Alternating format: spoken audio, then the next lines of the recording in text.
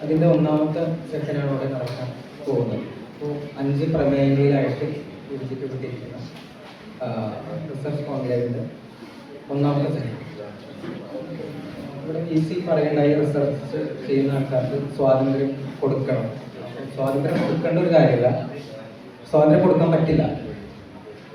അതാണ് അങ്ങനത്തെ ഒരു ആലോചനയാണ്. അതായത് അനുശീലനപരമായിട്ട് ഡിസിപ്ലിനറി ആയിട്ട് കാര്യങ്ങൾ മനസ്സിലാക്കുന്നതിന് മാറി ഇന്റർ ഡിസിപ്ലിനറി ആയിട്ട് ഒരു യാഥാർത്ഥ്യത്തെ നോക്കിക്കാണുന്നു. അങ്ങനെ പരസ്പരം കൊള്ളകൊടുക്കലുകൾ നടക്കുന്ന ഒരു മേഖലയായിട്ട് പൊതുവെ ഗവേഷണത്തിന് മനസ്സിലാക്കാനുള്ള ഒരു പ്രവണത ഉണ്ട്. നമ്മൾ പൊതുവെ ഇപ്പോൾ ഇതിൽ PhD ചെയ്യുന്ന ആൾക്കാരുണ്ടാവും, തീർച്ചയായിട്ടും അതല്ലാത്ത ആൾക്കാരുണ്ടാവും. PhD ഇപ്പോൾ ഡോക്ടർ ഓഫ് ഫിലോസഫി ആണല്ലോ. അപ്പോൾ എന്തുകൊണ്ടാണ് ഫിലോസഫി എന്ന് വന്നതെന്ന് ആലോചിച്ചിട്ടുണ്ടോ? ഫിലോസഫി അതായത് ഡോക്ടർ ഓഫ് എഞ്ചിനീയർ ആവുമായിരുന്നു, ഡോക്ടർ ഓഫ് കൊമേഴ്സ് ആവുമായിരുന്നു, അല്ലെങ്കിൽ ഡോക്ടർ ഓഫ് മൈക്രോബയോളജി എന്തോ ആവുമായിരുന്നു. പക്ഷെ ഡോക്ടർ ഓഫ് ഫിലോസഫിയാണ് PhD. അപ്പോൾ ഇത് അനുവദിച്ചു തരുന്ന സ്വാതന്ത്ര്യത്തിൽ നിന്നല്ല ഈ ഫിലോസഫിക്കലായിട്ടുള്ള ഒരു ആസ്പെക്ട് ഉണ്ടാകുന്നത്. മറിച്ച് ഏതൊരു വിജ്ഞാന മേഖലയും അന്തിമമായിട്ടുള്ള ഒരു പോയിന്റ് എന്ന് പറഞ്ഞു കഴിഞ്ഞാൽ അറിവിനെ ഒരു ദാർശനികമായിട്ടുള്ള ഒരു മാനുണ്ടെന്നും ഫിലോസഫിക്കലായിട്ടുള്ള ഡയമെൻഷനിലേക്ക് അറിവ് പോകണം എന്നുള്ളൊരു ധാരണയാണ് PhD എന്ന് പറയുന്നതിൽ. അത് put back the philosophy to the PhD എന്ന് പറയുന്നത് അതൊരു മൂവ്മെന്റ് ആണ്. ഈ ജോൺ ഹോപ്പിൻസ് യൂണിവേഴ്സിറ്റിയിലൊക്കെ അങ്ങനെ ഒരു മൂവ്മെന്റ് ഉണ്ട്. ഈ ഫിലോസഫി എന്ന് പറയുന്നത് അതിൻ്റെ ഒരു അർത്ഥം, ആ അർത്ഥത്തിന് ശോഷണം സംഭവിച്ചിട്ടുണ്ട്. ആ ശോഷണം തിരിച്ച് പിടിക്കണം, put back the philosophy to the PhD അങ്ങനെ ഒരു മൂവ്മെന്റ് അറിയാം. അപ്പോൾ അതിൻ്റെ ഒക്കെ ഒരു ഭാഗമായിട്ടാണ് ഇങ്ങനെ ഒരു ആലോചന ഉണ്ടാവുകയും പല ഡിസിപ്ലിനിലായിട്ട് വന്നിട്ടുള്ള പേപ്പറുകൾ ഈ രീതിയിൽ വകയിരുത്തുകയും ഒക്കെ ചെയ്തിരിക്കും. ആ വകയിരുത്തലും പ്രശ്നങ്ങൾ ഉണ്ടാകാം, അതൊക്കെ തുടർന്ന് ഇവരൊക്കെ പറയുന്നതായിരിക്കും. അപ്പോൾ വിമർശം എന്നാണ് ഈ സെഷന് ഇട്ടിരിക്കുന്ന ഒരു ടൈറ്റിൽ എന്ന് പറയുന്നത്. അപ്പോൾ എന്താണ് അതൊന്നും പ്രാഥമികമായിട്ട് പറയും, പിന്നെ അവതരണത്തിലേക്ക് അടയ്ക്കും. തുടർന്ന് ഇതിനും ബന്ധപ്പെട്ടിട്ടുള്ള ആൾക്കാർ, വിദഗ്ധർ എന്ന് പറയുന്ന ആൾക്കാർ അതുമായിട്ട് ബന്ധപ്പെട്ട് സംസാരിക്കുകയും ചെയ്യും. അപ്പോൾ എന്തുകൊണ്ട് വിമർശം ഒരു നിലവിലുള്ള അറിവിനെ അതായിട്ട് തന്നെ ഇരിക്കാൻ സമ്മതിക്കാത്തൊരു അവസ്ഥയാണ്. അതായത് നിലവിലുള്ള അറിവിനോട് ചോദ്യം ചെയ്യുക, അതിനെ ക്രിട്ടിക്കലായിട്ട് നോക്കിക്കാണും എന്ന് പറയുന്നത്. അത് ഒരു വിവരം നൽകുകയല്ല, മറിച്ച് ഒരു പ്രോബ്ലമാറ്റിക് ആയിട്ട് ഒരു ഏരിയനെ നിർമ്മിച്ചെടുക്കാനുള്ള ശ്രമം, അറിവിനെ തന്നെ അൺസർട്ടൈൻ ആയിട്ടും ഡിസ്റ്റബിലൈസ് ചെയ്യുന്ന രീതിയിലുള്ള മൂവാണ്. അപ്പോൾ ഈ രീതിയിലുള്ള ഒരു സെൻസാണ് ഈ പേപ്പറുകളിലുള്ളത്. ഞാൻ പറഞ്ഞ പ്രബന്ധം സമ്പൂർണ്ണമായിട്ടുള്ളൊരു വിമർശ പ്രബന്ധമാണ്, അല്ലെങ്കിൽ പ്രബന്ധങ്ങളാണ് എന്നുള്ളതല്ല എൻ്റെ ഒരു മോഡറേറ്റർ എന്നുള്ള നിലയിലുള്ള എൻ്റെ വാദം. മറിച്ച് ആ പ്രബന്ധങ്ങൾക്ക് അങ്ങനെ ഒരു സെൻസ് ഉണ്ട്, അങ്ങനെ ഒരു നോഷൻ ഉണ്ട് ഉള്ളതാണ്. അപ്പോൾ ഈ ഒരു വിമർശനത്തിലേക്ക് ആദ്യത്തെ പ്രബന്ധം അവതരിപ്പിക്കുന്നതിനായിട്ട് പ്രിൻസി ക്രിസ്റ്റീന, അദ്ദേഹം മീൻചന്ത ഗവൺമെൻറ് ആർട്സ് ആൻഡ് സയൻസ് കോളേജിലെ ഗവേഷകയാണ്. അപ്പോൾ അദ്ദേഹത്തിനെ ക്ഷണിക്കാം. പ്രബന്ധത്തിൻ്റെ ടൈറ്റിൽ നിങ്ങൾക്ക് വിസിബിൾ ആവാൻ എടുക്കുന്നത്. അപ്പോൾ പേപ്പർ പ്രസന്റ് ചെയ്യാം. നമസ്കാരം. ജാതി വർഷത്തിന്റെ പെൺവഴികൾ അംബേദ്കറിന് മുമ്പ് എന്ന വിഷയത്തിലാണ് ഞാനിവിടെ പേപ്പർ ചെയ്യുന്നത്.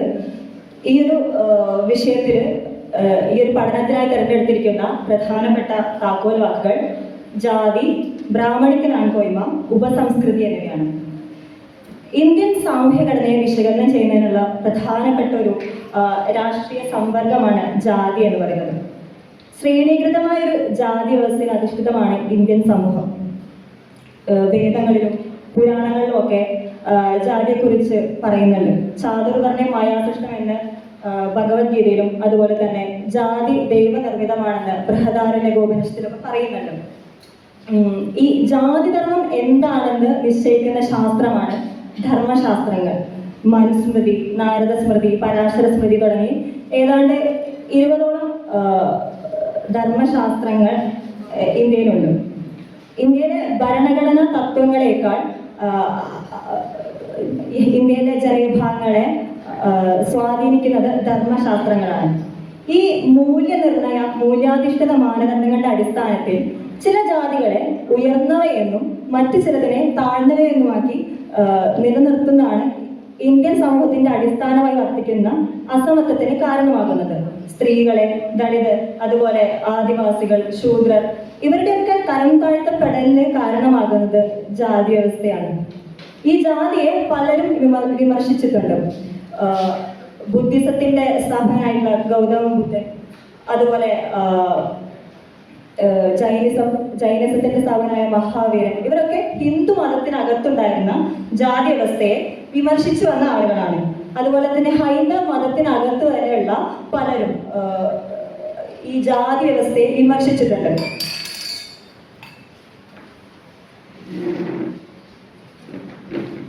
ഇന്ത്യൻ ജാതി വ്യവസ്ഥ സൃഷ്ടിക്കുന്ന ശ്രേണീകരണത്തെ വിശദമായി മനസ്സിലാക്കിയ വ്യക്തിയാണ് BR അംബേദ്കർ. ജാതി വ്യവസ്ഥയെ പോലെ അവമതിക്കുന്ന മറ്റൊരു സാമൂഹിക സംഘടനാ സമ്പ്രദായം മറ്റൊന്നും ഉണ്ടാകാനിടയില്ല. ജാതി എന്നത് ഉപകാരപ്രദമായ പ്രവർത്തനത്തിൽ നിന്ന് ആളുകളെ അകറ്റുന്ന, തളർത്തുന്ന, അശക്തരാക്കുന്ന വ്യവസ്ഥയാണ് എന്നാണ് BR അംബേദ്കർ പറഞ്ഞത്. ജാതിയോടൊപ്പം തന്നെ ഇന്ത്യയിൽ നിലനിൽക്കുന്ന ലിംഗഭേദത്തിന്റെ അധികാരങ്ങളെയും വിമർശിച്ചിട്ടുള്ള വ്യക്തിയാണ് BR അംബേദ്കർ. ബ്രാഹ്മണിക്കൽ ആൺകോയ്മ എന്ന സങ്കല്പനത്തെ, അക്കാദമിക സമൂഹത്തിന് ആ ഒരു സങ്കല്പനത്തെ പരിചയപ്പെട്ടത് BR അംബേദ്കർ ആണ്. ധർമ്മശാസ്ത്രങ്ങളൊന്നായ മനുസ്മൃതി സ്ത്രീകളെ നിയന്ത്രിക്കുന്ന ഒന്നാണ്. ഈ സ്ത്രീകളെ നിയന്ത്രിക്കുന്നതിലൂടെ ജാതി നിലനിർത്തപ്പെടുന്നുണ്ട്. ഈ മനുസ്മൃതിയെ BR അംബേദ്കർ വിമർശിച്ചിട്ടുണ്ട്. അതുപോലെ തന്നെ ഹിന്ദു കോഡ് ബില്ല് കൊണ്ടുവരാൻ പ്രയത്നിച്ച ഒരു വ്യക്തിയാണ് BR അംബേദ്കർ. ദളിത് സ്ത്രീകൾക്ക് ഇരട്ട ചൂഷണം, ജാതിയുടേതും അതുപോലെ തന്നെ ലിംഗഭേദപരമായിട്ടുള്ള ഇരട്ട ചൂഷണം ദളിത് സ്ത്രീകൾക്ക് നേരിടേണ്ടി വരുന്നു എന്നുള്ള കാര്യമൊക്കെ BR അംബേദ്കർ പറഞ്ഞിട്ടുണ്ട്. ഈ ഞാൻ നേരത്തെ പറഞ്ഞു, ബ്രാഹ്മണിക്കൽ ആൺകോയ്മ എന്ന സങ്കല്പനത്തെ അക്കാദമിക സമൂഹത്തിന് പരിചയപ്പെടുത്തുന്നത് BR അംബേദ്കർ ആണ്. എന്നാൽ ഈ ഒരു ബ്രാഹ്മണിക്കൽ ആൺകോയ്മ, ബ്രാഹ്മണിക്കൽ പാട്രിയാർക്കി എന്ന ഒരു സംജ്ഞ ആദ്യമായി കൊണ്ടുവരുന്നത് ഉമാ ചക്രവർത്തിയാണ്. ഉമാ ചക്രവർത്തിയുടെ ദ കൺസെപ്ഷനൈസിംഗ് ബ്രാഹ്മണിക്കൽ പാട്രിയാർക്കി എന്ന് പറഞ്ഞ് 1993 പുറത്തിറങ്ങിയ ലേഖനത്തിലാണ് ബ്രാഹ്മണിക്കൽ പാട്രിയാർക്കി എന്ന ടേം ആദ്യമായി കടന്നു വരുന്നത്. എന്താണ് ബ്രാഹ്മണിക്കൽ ആൺകോയ്മ എന്ന് ചോദിച്ചാൽ, ജാത്യധികാരവും ലിംഗഭേദാധികാരവും ഒരുപോലെ ഒത്തുചേർന്ന് പ്രവർത്തിക്കുന്ന വ്യവസ്ഥയാണ്. ഇന്ത്യൻ സാഹചര്യത്തിൽ നിന്ന് രൂപം കൊണ്ടിട്ടുള്ള ഒന്നാണത്. അവരത്തെ മാനവികമായും തുല്യമായും അംഗീകരിക്കാത്ത സാമൂഹ്യ വിഭജന വ്യവഹാരമാണത്. ഇന്ത്യയുടെ മിക്ക ഭാഗങ്ങളിലും ആധിപത്യം പുലർത്തുന്ന പുരുഷാധിപത്യത്തിന്റെ അനന്യമായ ഘടനയെ വിച്ഛേദിക്കുന്നതിനുള്ള ഉപകാരപ്രദമായ ഒരു സംജ്ഞയാണ് ഈ ബ്രാഹ്മണിക്കൽ ആൺകോയ്മ എന്ന് പറയുന്നത്. ഇവിടെ ജാതിയും ലിംഗവും പരസ്പരം ബന്ധപ്പെടുകയും ഓരോന്നും പരസ്പരം രൂപപ്പെടുത്തുകയും ജാതികൾ തമ്മിലുള്ള അതിരുകളെ നിലനിർത്തുന്നതിന് സ്ത്രീകൾ പ്രധാനപ്പെട്ട ഒരു മാധ്യമമാവുകയും ചെയ്യുന്ന നിയമങ്ങളുടെയും സ്ഥാപനങ്ങളുടെയും ഗണമാണിതെന്ന് ഈ ബ്രാഹ്മണിക്കൽ പാട്രിയാർക്കി എന്ന ടേം പരിചയപ്പെടുത്തി തന്ന ഉമാ ചക്രവർത്തി പറയുന്നുണ്ട്. ബ്രാഹ്മണിക്കൽ ആൺകോയ്മ എന്ന സങ്കല്പനം അംബേദ്കറിന് മുൻപ് തന്നെ ആ ഒരു സങ്കല്പനത്തെ പ്രതിരോധിച്ച സ്ത്രീകൾ ആരെങ്കിലും ഉണ്ടോ എന്നൊരു ചോദ്യത്തിൽ നിന്നാണ് ഈ ഒരു പ്രബന്ധത്തിലേക്ക് എത്തിച്ചേരുന്നത്.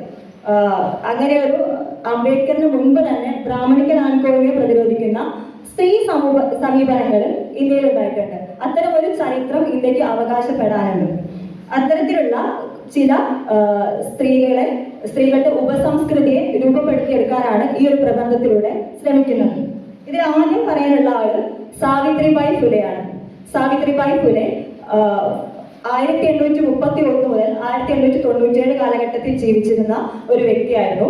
മഹാരാഷ്ട്രയിലെ മാലി ജാതിയിൽപ്പെട്ട, മാലി എന്ന് പറഞ്ഞാൽ തോട്ടക്കാരൻ, ഈ പൂക്കളെ പരിപാലിക്കുന്ന ആ ഒരു ജാതിയിലായിരുന്നു സാവിത്രിബായി ഫുലെ ജനിക്കുന്നത്. കൂടുതൽ വ്യക്തമായി പറഞ്ഞാൽ ഇന്ത്യയിലെ ജാതി സമൂല ചിന്തകനായിട്ടുള്ള ജ്യോതിബ ഫുലെയുടെ പങ്കാളിയാണ് സാവിത്രിബായി ഫുലെ. ഇന്ത്യയിലെ ആദ്യത്തെ അധ്യാപികയായിട്ട് അറിയപ്പെടുന്നത് ഇദ്ദേഹം സാവിത്രിബായി ഫുലെയാണ്. 1848 സാവിത്രിബായി ഫുലെ പൂനെയിൽ പെൺകുട്ടികൾക്ക് വേണ്ടി ആദ്യത്തെ സ്കൂൾ സ്ഥാപിച്ചു. ദളിതരായിട്ടുള്ള, ശൂദ്രരായിട്ടുള്ള സ്ത്രീകളായിട്ടുള്ള ആളുകൾക്ക്, അതായത് സമൂഹത്തിന് യാതൊരു വിധത്തിലുള്ള പ്രിവിലേജും ലഭിക്കാതിരുന്ന ആളുകളെ മുൻപോട്ട് കൊണ്ടുവരാൻ വേണ്ടിയിട്ട് ശ്രമിച്ച ഒരു വ്യക്തിയായിരുന്നു സാവിത്രിബായി ഫുലെ. അവർക്ക് വിദ്യാഭ്യാസം ഉറപ്പുവരുത്തി. ഇത് ഒട്ടും ഒരു സ്മൂത്ത് ആയിട്ടുള്ള ഒരു പാതയായിരുന്നില്ല സാവിത്രിബായി ഫുലെയെ സംബന്ധിച്ചിടത്തോളം. സാവിത്രിബായി ഫുലെ ഇടപെട്ടിരുന്ന ഒരു കാലഘട്ടത്തിൽ ഒരുപാട് പ്രതിസന്ധികൾ നേരിടേണ്ടി വന്നിട്ടുണ്ടായിരുന്നു. സ്കൂളിലേക്ക്, തങ്ങൾ സ്ഥാപിച്ച സ്കൂളിലേക്ക് പോകുന്ന വഴി ബ്രാഹ്മണ ജാതിയിൽപ്പെട്ട ആളുകളിൽ നിന്ന് നിരന്തരം അവഹേളനങ്ങളൊക്കെ നേരിടേണ്ടി വന്നിട്ടുണ്ടായിരുന്നു. വാക്കുകൾ കൊണ്ടും അതുപോലെ കല്ല് വലിച്ചെറിയുക, വസ്ത്രത്തിൽ ചെടിയാക്കുക, അങ്ങനെയുള്ള നിരന്തരം സ്കൂളിൽ പോകുന്നതിന് മുമ്പ് ഇങ്ങനെയുള്ള ഒരു പ്രയാസമേറിയ ഘട്ടത്തിലൂടെ കടന്നു പോകേണ്ടി വന്നിട്ടുണ്ട്.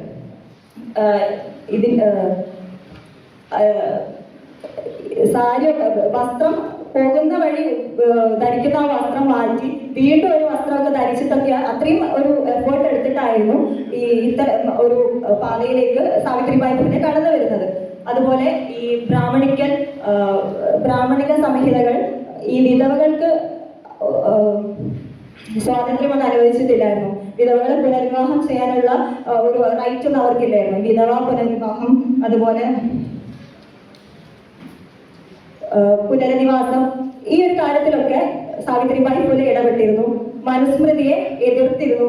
അതുപോലെ സ്ത്രീകൾ അധികം പുസ്തകങ്ങളൊന്നും രചിക്കാതിരുന്ന ഒരു കാലഘട്ടത്തിൽ 1854 കാവ്യ ഫുലെ എന്ന് പറഞ്ഞൊരു പുസ്തകവും, അതുപോലെ തന്നെ ബാവൻ കാശി സുബോധരക് നഗർ 1892 ഒരു 2 പുസ്തകങ്ങൾ, അതുപോലെ ഗോ ഗെറ്റ് എഡ്യൂക്കേഷൻ, വിദ്യാഭ്യാസം നേടാൻ വേണ്ടിയിട്ട് ആളുകളെ ആഹ്വാനം ചെയ്തിട്ടുള്ള ഒരു പുസ്തകം. ഇതൊക്കെ സാവിത്രിബായി ഫുലെയുടെ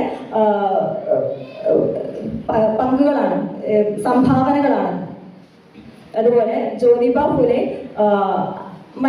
അന്തരിച്ച സമയത്ത് ഈ ചിതയ്ക്ക് തീ കൊളുത്തുന്നത് സാവിത്രിബായി ഫുലെയാണ്. ഒരു മരിച്ചു കഴിഞ്ഞാൽ കർമ്മം ചെയ്യേണ്ടത് ഒരു പുരുഷനാണെന്നുള്ളൊരു നിയമം നിലനിൽക്കെ അത്തരം ഒരു മുന്നേറ്റത്തിലേക്ക് സാവിത്രിബായി ഫുലെ കടന്നു വരുന്നുണ്ട്. സാവിത്രിബായി ഫുലെക്ക് ശേഷം സാവിത്രിബായി ഫുലെയുടെ സമകാലികമായിട്ട് ഈ ഒരു മേഖലയിൽ നിൽക്കുന്ന ആളാണ് ഫാത്തിമ ഷെയ്ഖ്. സാവിത്രിബായി ഫുലെയുടെയും അതുപോലെ ജ്യോതിബ ഫുലെയുടെയും സുഹൃത്താണ് ഫാത്തിമ ഷെയ്ഖ്. ഇന്ത്യയിലെ ആദ്യത്തെ മുസ്ലിം അധ്യാപികയാണ്. ഒരേ സമയം ജാതിക്കെതിരെയും അതുപോലെ മതത്തിനകത്തുള്ള കാര്യങ്ങളെയും ഒക്കെ പ്രതിരോധിച്ച ഒരു വ്യക്തിയാണ് ഫാത്തിമ ഷെയ്ഖ്. സ്ത്രീകൾ, ദളിതർ, മുസ്ലിം പെൺകുട്ടികൾ ഇവർക്കൊക്കെ വിദ്യാഭ്യാസം ഉറപ്പുവരുത്താൻ ഫാത്തിമ ഷെയ്ഖ് ശ്രദ്ധിച്ചിട്ടുണ്ടായിരുന്നു.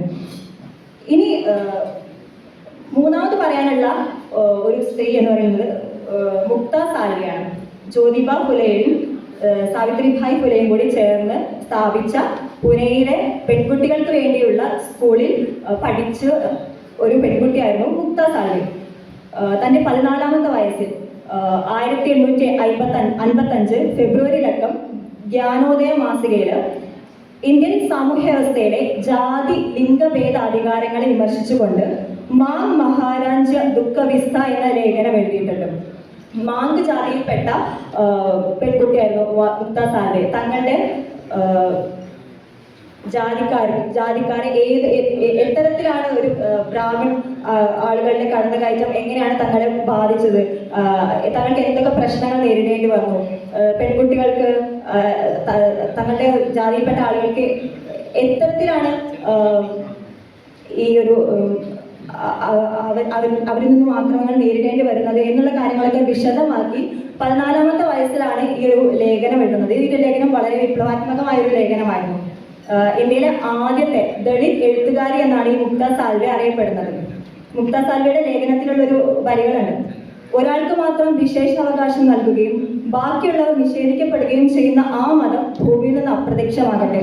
അത്തരം ഒരു വിവേചനപരമായ മതത്തെക്കുറിച്ച് വീമ്പിളക്കാൻ നമ്മുടെ മനസ്സിൽ ഒരിക്കലും പ്രവേശിക്കാതിരിക്കട്ടെ. ആ 1855 മുക്ത സാൽവെ എഴുതിയ ആ വരികൾ ഇന്നും ഇന്നത്തെ സാഹചര്യത്തിലും പ്രസക്തമാണ്. ഇനി പറയാനുള്ള മറ്റൊരു വ്യക്തിത്വം താരാബായി ഷിൻഡെയാണ്. പലരും ഫെമിനിസം പഠിക്കുന്ന പലരും താരാബായി ഷിൻഡെയെ കുറിച്ച് കേട്ടിട്ടുണ്ടാകും. ഇന്ത്യയിലെ ആദ്യത്തെ ഫെമിനിസ്റ്റ് കൃതിയായി കരുതുന്ന സ്ത്രീ പുരുഷ തുലനം രചിച്ചത് താരാബായി ഷിൻഡെയാണ്. താരാബായി ഷിൻഡെയുടെ കാലഘട്ടം 1850 മുതൽ 1910 വരെയാണ്. ഈ താരാബായി ഷിൻഡെ തൻ്റെ എല്ലാ സഹോദരിമാർക്കും വേണ്ടിയാണ് ഞാനിത് എഴുതാമെന്ന് പ്രഖ്യാപിക്കുന്നുണ്ട്. സമൂഹം പുരുഷനും സ്ത്രീക്കും കൽപ്പിച്ച് നൽകുന്ന ചുമതലകളിലെ ന്യായ അന്യായങ്ങളെയും ഇരട്ടത്താപ്പുകളെയൊക്കെ ഈ ഒരു കൃതിയിലൂടെ, സ്ത്രീ പുരുഷ തുല്യ എന്ന കൃതിയിലൂടെ നിർവ്യാജം തുറന്നു കാട്ടുന്നുണ്ട്. അതിനായി പുരാണങ്ങളെയും മതാചാരങ്ങളെയും ഒക്കെ അതിരറ്റ പരിഹാസത്തോടെ ഈ ഒരു കൃതിയിൽ വിമർശന വിധേയമാക്കുന്നുണ്ട്. അക്കാലത്ത് എഴുതപ്പെട്ട പല നോവലുകളിലെയും സ്ത്രീ കഥാപാത്ര ചിത്രീകരണങ്ങളെ പരിഹാസത്തോടെ നോക്കുകയും അതിലെ അപക്വതയെയും അവാസ്തവികതയെയും താരാബായി ഷിൻഡെ ചോദ്യം ചെയ്യുന്നുണ്ട്. അതുപോലെ മതാചാരങ്ങളെ പരിഹസിച്ചെന്ന് പറഞ്ഞു സ്ത്രീക്കും പുരുഷനും തുല്യ പങ്കാളിത്തം ആവശ്യപ്പെട്ടിട്ടുണ്ട് ഈ ഒരു കൃതിയിലൂടെ. ജാതിശുദ്ധി നിലനിർത്താൻ സ്ത്രീകളെ നിയന്ത്രിക്കുന്നതിനെ ചോദ്യം ചെയ്ത ഒരു വ്യക്തിത്വമാണ് താരാബായി ഷിൻഡെ. താരാബായി ഷിൻഡെയുടെ ഈ ഒരു കൃതി ചരിത്രപരമായ ഒരു ഇടപെടലായി നമുക്ക് കണക്കാക്കാം. മറ്റൊരു വ്യക്തി പണ്ഡിത രമാബായിയാണ്. 1858 1922 അതാണ് കാലഘട്ടം. സമൂഹത്തിലെ ഉയർത്തപ്പെട്ട ജാതി എന്ന് പറയുന്ന ചിത്പവൻ ബ്രാഹ്മിൺ കുടുംബത്തിലാണ് പണ്ഡിത രമാബായി ജനിച്ചത്. അവർ വിവാഹം കഴിക്കുന്നത് ഒരു താഴ്ത്തപ്പെട്ട ജാതിയിലെ ബാബു ബിപിൻ വിഹാരി മേധാവി എന്ന് പറഞ്ഞിട്ടുള്ള ഒരു ബംഗാളി അഭിഭാഷകനാണ്. സ്വജാതിയിൽ നിന്നും വിവാഹം കഴിക്കാതെ സ്വന്തം ഇഷ്ടപ്രകാരം കഴിച്ചു. അതൊരു ബ്രാഹ്മണിക ആൺകോയ്മ അത്തരം സംഹിതയോടുള്ള ഒരു പ്രതിരോധമായി നമുക്ക് അതിനെ കാണാൻ സാധിക്കും. ബ്രാഹ്മണിസത്തെയും ഹൈന്ദവ മത ഗ്രന്ഥങ്ങളെയൊക്കെ വിമർശിച്ചിട്ടുണ്ട് പണ്ഡിത രമാബായി. ധർമ്മശാസ്ത്രങ്ങൾ സ്ത്രീകളെ തരം താഴ്ത്തുന്നുണ്ടെന്നും അടിമകളായിട്ട് കണക്കാക്കുന്നുണ്ടെന്നും പണ്ഡിത രമാബായി പറയുന്നുണ്ട്. പണ്ഡിത രമാബായിയുടെ ഒരു പുസ്തകമാണ്, ഏറ്റവും പ്രശസ്തമായ ഒരു പുസ്തകമാണ് the high caste Hindu woman. 1887 ഈ ഒരു പുസ്തകം എഴുതപ്പെട്ടിട്ടുള്ളത്. ഇതിൽ സ്ത്രീകളെ വസ്തുവൽക്കരിക്കുന്നത്, സ്ത്രീകളിലെ ദളിതരായിട്ടുള്ള സ്ത്രീകൾക്ക് വിദ്യാഭ്യാസം നിഷേധിക്കുന്നത്, വിധവകളെ പരിഗണിക്കാതിരിക്കുന്നത്, ബാലവിവാഹം, ഗാർഹിക പീഡനം, ഇതിനൊക്കെ ന്യായീകരിക്കുന്നത്, ഇത്തരം കാര്യങ്ങളൊക്കെ വിമർശിച്ചുകൊണ്ടാണ് the high caste Hindu woman എന്ന പുസ്തകം എഴുതി ചേർത്തിട്ടുള്ളത്. അതുപോലെ 1889 മുംബൈയിൽ ശാരദാ സദൻ, സ്ത്രീകൾക്ക് വേണ്ടി ശാരദാ സദൻ പണ്ഡിത രമാബായി സ്ഥാപിച്ചു. 1800 അതേ വർഷം തന്നെ പൂനെയിൽ മുക്തി മിഷൻ, ഇതും സ്ത്രീകൾക്കും കുട്ടികൾക്കും വിധവകൾക്കും ഒക്കെ വേണ്ടിയിട്ടാണ് സ്ഥാപിച്ചു വെച്ചത്. മറ്റൊരു വ്യക്തി കാദംബരി ഗാംഗുലിയാണ്. 1861 മുതൽ 1923 വരെയാണ് കാലഘട്ടം. ഇന്ത്യയിൽ പ്രാക്ടീസ് ചെയ്ത ആദ്യ വനിതാ ഡോക്ടറാണ് കാദംബരി ഗാംഗുലി. ബ്രിട്ടീഷ് ഇന്ത്യയിലെ ആദ്യ വനിതാ ബിരുദധാരികളിൽ ഒരാളാണ്. സ്ത്രീക്ക് ഉന്നത വിദ്യാഭ്യാസം നിഷേധിച്ചിരുന്ന ഒരു കാലഘട്ടത്തിൽ അത്തരമൊരു ബിരുദം നേടുക എന്ന് പറയുന്നത് ഒരു നിസ്സാരമായ കാര്യമല്ല. അതുപോലെ നിരവധി സാമൂഹ്യ പ്രവർത്തനങ്ങളിൽ ഏർപ്പെട്ടിരുന്ന വ്യക്തിയായിരുന്നു കാദംബരി ഗാംഗുലി.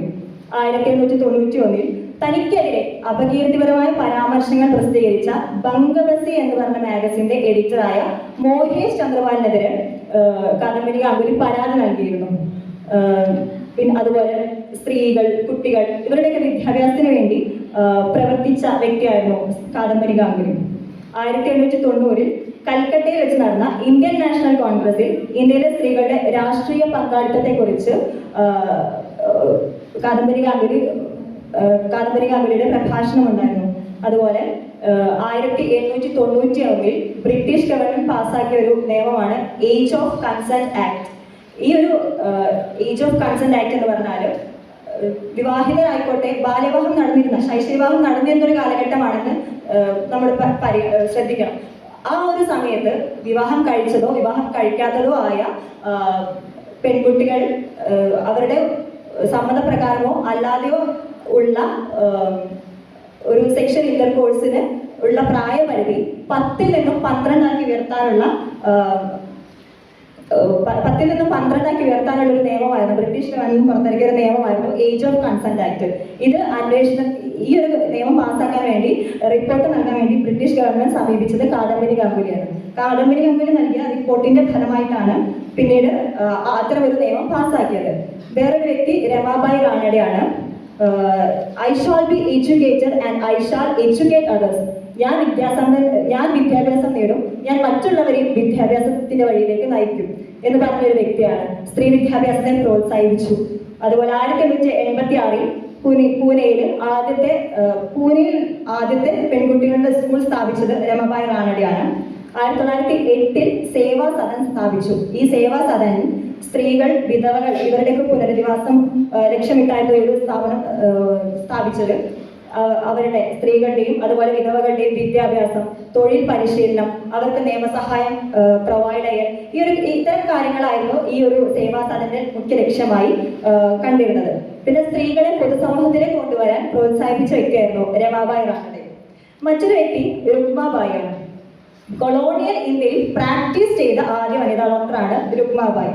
സ്ത്രീകളുടെ ആരോഗ്യം, പണ്ട് കാലത്ത് സ്ത്രീകളുടെ ആരോഗ്യത്തെ കുറിച്ചൊരു ആരും ശ്രദ്ധിച്ചിരുന്നില്ല. ഡോക്ടർമാരൊന്നും സ്ത്രീകളെ പരിശോധിക്കാനൊന്നും മുന്നിട്ട് ഇറങ്ങിയിരുന്നില്ല. അത്തരം ഒരു സാഹചര്യത്തിൽ സ്ത്രീകളുടെ ആരോഗ്യം, വിദ്യാഭ്യാസം ഇവരൊക്കെ ശ്രദ്ധിച്ച വ്യക്തിയായിരുന്നു രുക്മാബായി. ബാലവിവാഹത്തെ എതിർത്തു. A woman has the right to refuse cohabitation in a marriage made without her consent. ഒരു പെൺകുട്ടിയുടെ അനുവാദമില്ലാതെ അവളെ വിവാഹം ചെയ്യാൻ സാധിക്കില്ല എന്നൊക്കെ പറഞ്ഞ് രുക്മാബായിയുടെ വളരെ ചെറുപ്പത്തിൽ ശൈശവ വിവാഹം കഴിഞ്ഞ വ്യക്തിയായിരുന്നു രുക്മാബായി. ആ സമയത്ത് പിന്നീട് താൻ ഭർത്താവിന്റെ വീട്ടിലേക്ക് പോകുന്നില്ല എന്നൊക്കെ പറഞ്ഞ് അതിനെതിരെ ഈ ഒരു നിയമസഹായം തേടിയ ഒരു വ്യക്തിയായിരുന്നു. പിന്നീട് സ്വന്തം ഇഷ്ടപ്രകാരം താൻ ഭർത്താവിന്റെ അടുത്തേക്ക് പോകുന്നില്ല എന്ന് പറഞ്ഞൊരു വ്യക്തിയായിരുന്നു. ഈ മറ്റുള്ളവരെ തന്നെ സ്ത്രീ വിദ്യാഭ്യാസത്തെ രുക്മാബായി പ്രോത്സാഹിപ്പിച്ചിരുന്നു. ഹിന്ദു ലേഡി എന്ന പേരിൽ ഒരു ഇംഗ്ലീഷ് ന്യൂസ് പേപ്പറിൽ ബാലവിവാഹത്തെ, വിധവകളോടുള്ള സമീപനത്തെ, വിവാഹത്തിൽ സ്വയം തീരുമാനമെടുക്കാനുള്ള നിഷേധം, ജാതീയമായ നിയന്ത്രണങ്ങൾ എന്നിവയ്ക്കൊക്കെ എതിരെ ലേഖനങ്ങൾ എഴുതിയിരുന്നു രുക്മാബായി. ഏറ്റവും അവസാനം പറയാനുള്ള ഒരു സ്ത്രീ ആനന്ദിബായി ജോഷിയാണ്. വിദേശത്ത് നിന്നും മെഡിക്കൽ ബിരുദം നേടിയ ആദ്യ ഇന്ത്യൻ വനിതയാണ്. ഈ ബ്രാഹ്മണ സമൂഹത്തിൽ കടൽ കടന്ന് മറ്റൊരു ദേശത്തേക്ക് പോയി കഴിഞ്ഞാലോ വിദേശികളുമായി സമ്പർക്കം നടത്തിയാലോ ഒക്കെ അവരെ ജാതിയിൽ നിന്നും പുറത്താക്കുമായിരുന്നു. എന്നാൽ അതൊന്നും വകവെക്കാതെ ഉന്നത വിദ്യാഭ്യാസം നേടാനായി അമേരിക്കയിലേക്ക് പോയ വ്യക്തിയായിരുന്നു ആനന്ദിബായി ജോഷി. 1883 തന്റെ 18ാമത്തെ വയസ്സിൽ നടത്തിയ ഒരു ഇംഗ്ലീഷ് പ്രസംഗത്തിൽ I will go to America not to gratify curiosity nor for amusement but for the sake of study. I hope the prejudices of my Hindu brethren will soon disappear. ഇത്രയും സ്ത്രീകളുടെ ഉപസംസ്കൃതിയാണ് കണ്ടെത്തിയത്. ഈ ഒരു ഉപസംസ്കൃതി പൂർണ്ണമാണെന്നൊരു വാദം എനിക്കില്ല. ഇനിയും അറിയപ്പെടാത്ത നിരവധി ആയിട്ടുള്ള സ്ത്രീകളെ, പ്രാമാണിക ആൺകോയ്മയോടുള്ള പ്രതിരോധം മുന്നോട്ട് വെച്ച നിരവധി സ്ത്രീകളെ നമുക്ക് ഇനിയും കണ്ടെത്താൻ സാധിക്കും. ഇന്ത്യൻ സ്ത്രീ ജീവിതങ്ങളെ നിർണയിച്ചത് ജാതിയാണെന്ന് അംബേദ്കർ മനസ്സിലാക്കിയിരുന്നു. അംബേദ്കറിന് മുൻപ് ജാതിവിമർശനം നടത്തിയ സ്ത്രീകളുടെ ഒരു ഉപസംസ്കൃതി രൂപപ്പെട്ടു വന്നിട്ടുണ്ട്. അവരുടെ ചിന്തകളിലൂടെ, എഴുത്തുകളിലൂടെ, പ്രവർത്തനങ്ങളിലൂടെ, ജീവിതത്തിലൂടെയൊക്കെ അവർ ബ്രാഹ്മണിക്കൽ ആൺകോയ്മയെ പ്രതിരോധിച്ചവരായിരുന്നു. അവർ ഇടപെട്ട ഒരു കാലഘട്ടത്തിന്റെ പ്രത്യേകത, അവരുടെ അനുഭവങ്ങൾ, ഇതൊക്കെ അവരുടെ ഈ ഒരു പ്രവർത്തനത്തിന്റെ പ്രാധാന്യത്തെ വർദ്ധിപ്പിക്കുന്നുണ്ട്. എന്നാൽ അംബേദ്കറിന്റെ ചിന്തകൾക്ക് ലഭിച്ച ഒരു ജനപ്രീതി ഇവർക്ക് ലഭിച്ചിരുന്നില്ല. ഇത്തരത്തിലുള്ള ഈ അംബേദ്കറിന് മുൻപ് ബ്രാഹ്മണിക്കൽ ആൺകോയ്മയെ പ്രതിരോധിച്ച സ്ത്രീകളുടെ ഈ ഒരു ഉപസംസ്കൃതിയെ കണ്ടെടുക്കൽ എന്ന് പറയുന്നത് നിലവിലും തുടർന്നുകൊണ്ടിരിക്കുന്ന ബ്രാഹ്മണിക്കൽ ആൺകോയ്മയോടുള്ള മറ്റൊരു പ്രതിരോധം തന്നെയാണ്. Thank you.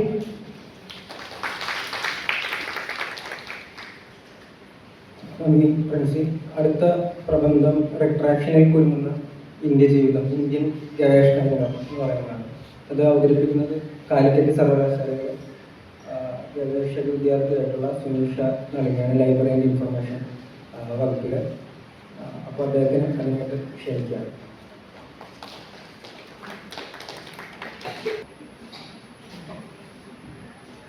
എല്ലാവർക്കും നമസ്കാരം. എൻ്റെ പേര് സുനിഷ. ഞാൻ കാലിക്കറ്റ് സർവകലാശാലയിലെ ലൈബ്രറി സയൻസ് പഠന വകുപ്പിലെ ഗവേഷക വിദ്യാർത്ഥിയാണ്.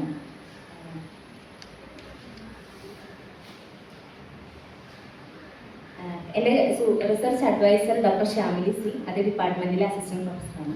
ഞങ്ങൾ ചേർന്ന് തയ്യാറാക്കിയിട്ടുള്ള പ്രബന്ധമാണ് റിട്രാക്ഷനിൽ കുരുങ്ങുന്ന ഇന്ത്യൻ ഗവേഷണം, ഒരു വിശകലനാത്മക പഠനം.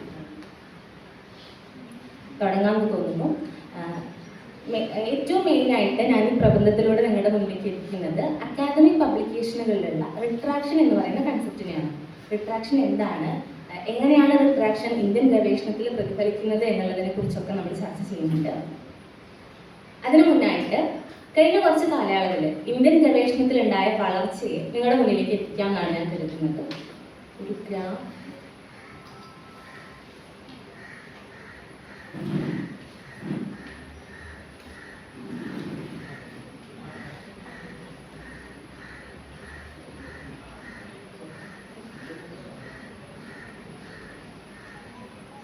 കഴിഞ്ഞ കുറച്ച് കാലയളവിൽ ഇന്ത്യൻ ഗവേഷണത്തിൽ വലിയ ഉയർച്ച സംഭവിച്ചിട്ടുണ്ട്. 1996 ലോക റാങ്കിങ്ങിൽ 13ാം സ്ഥാനത്തുണ്ടായിരുന്ന ഇന്ത്യ കഴിഞ്ഞ 3 വർഷങ്ങളായിട്ട് 2022, 23, 24 വർഷങ്ങളിലായിട്ട് ലോക റാങ്കിങ്ങിൽ 3-ാം സ്ഥാനത്താണ് ഇപ്പോഴുള്ളത്. പബ്ലിക്കേഷനുകളുടെ എണ്ണത്തിലും ഇതിനനുസൃതമായിട്ടുള്ള വലിയൊരു വളർച്ച തന്നെ സംഭവിച്ചിട്ടുണ്ട്. വളരെ കുറച്ച് പബ്ലിക്കേഷനുകൾ മാത്രം 2010 ഏകദേശം 1 ലക്ഷത്തിൽ താഴെ മാത്രം പബ്ലിക്കേഷൻ ഉണ്ടായിരുന്ന രാജ്യത്തുണ്ട്.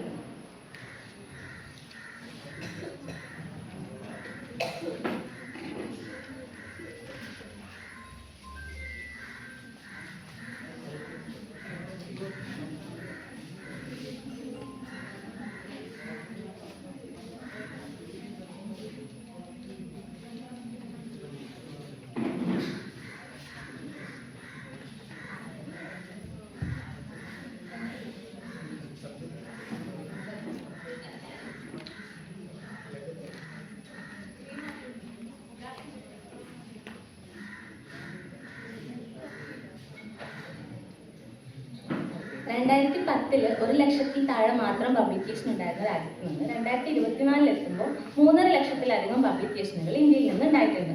സ്കോപ്പസ് ഇൻഡെക്സ്ഡ് ആയിട്ടുള്ള പബ്ലിക്കേഷൻസ് ആണ് ഇവയെല്ലാം എന്നുള്ളത് ശ്രദ്ധിക്കപ്പെടേണ്ട ഒരു കാര്യം തന്നെയാണ്. ഇത്തരത്തില് ഇന്ത്യൻ ഗവേഷണത്തിൽ വലിയൊരു വളർച്ച നടന്ന കാലഘട്ടത്തിൽ തന്നെ ഇന്ത്യയിൽ നിന്നുള്ള പബ്ലിക്കേഷനുകൾക്ക് വേണ്ട രീതിയിലുള്ള സൈറ്റേഷനുകൾ ലഭിക്കുന്നുണ്ടോ എന്നുള്ളത് നമ്മൾ ശ്രദ്ധിച്ചു പോകണം. ഇതിനോടൊപ്പം സൈറ്റേഷൻ എന്താണെന്ന് കൂടി നിങ്ങളെ പരിചയപ്പെടുത്താമെന്ന് കരുതാണ്. അറിയുന്ന ആളുകളായിരിക്കും ഭൂരിഭാഗവും, എങ്കിൽ കൂടി പറയാണ്. നമ്മളുടെ പഠനത്തിനായി നമ്മൾ മുൻകാലങ്ങളിൽ പബ്ലിഷ് ചെയ്തിട്ടുള്ള പല പേപ്പറുകളും ഉപയോഗിക്കുന്നുണ്ട്. അപ്പോൾ നമ്മൾ പറയുന്ന ആശയങ്ങളെ സാധൂകരിക്കാനും അതിനെ ഒന്നുകൂടി വിശകലനം ചെയ്യാനും ഒക്കെ ആയിട്ട് മുന്നേ നടന്ന പഠനങ്ങൾ ഉപയോഗിക്കുമ്പോൾ ആ പഠനത്തിന്റെ സ്രോതസ് നമ്മൾ അതിൽ കാണിക്കുന്നുണ്ട്. അതിനെയാണ് നമ്മൾ സൈറ്റേഷനുകൾ എന്ന് പറയുന്നത്. 3.5 ലക്ഷത്തിലധികം പബ്ലിക്കേഷനുകൾ ഉണ്ടായ രാജ്യത്ത് 3 ലക്ഷത്തോളം അടുത്ത് സൈറ്റേഷനുകൾ നമുക്ക് ലഭിക്കുന്നുണ്ട്. എന്നാൽ അതിൽ 1 ലക്ഷത്തിലധികം സെൽഫ് സൈറ്റേഷനുകളാണ്.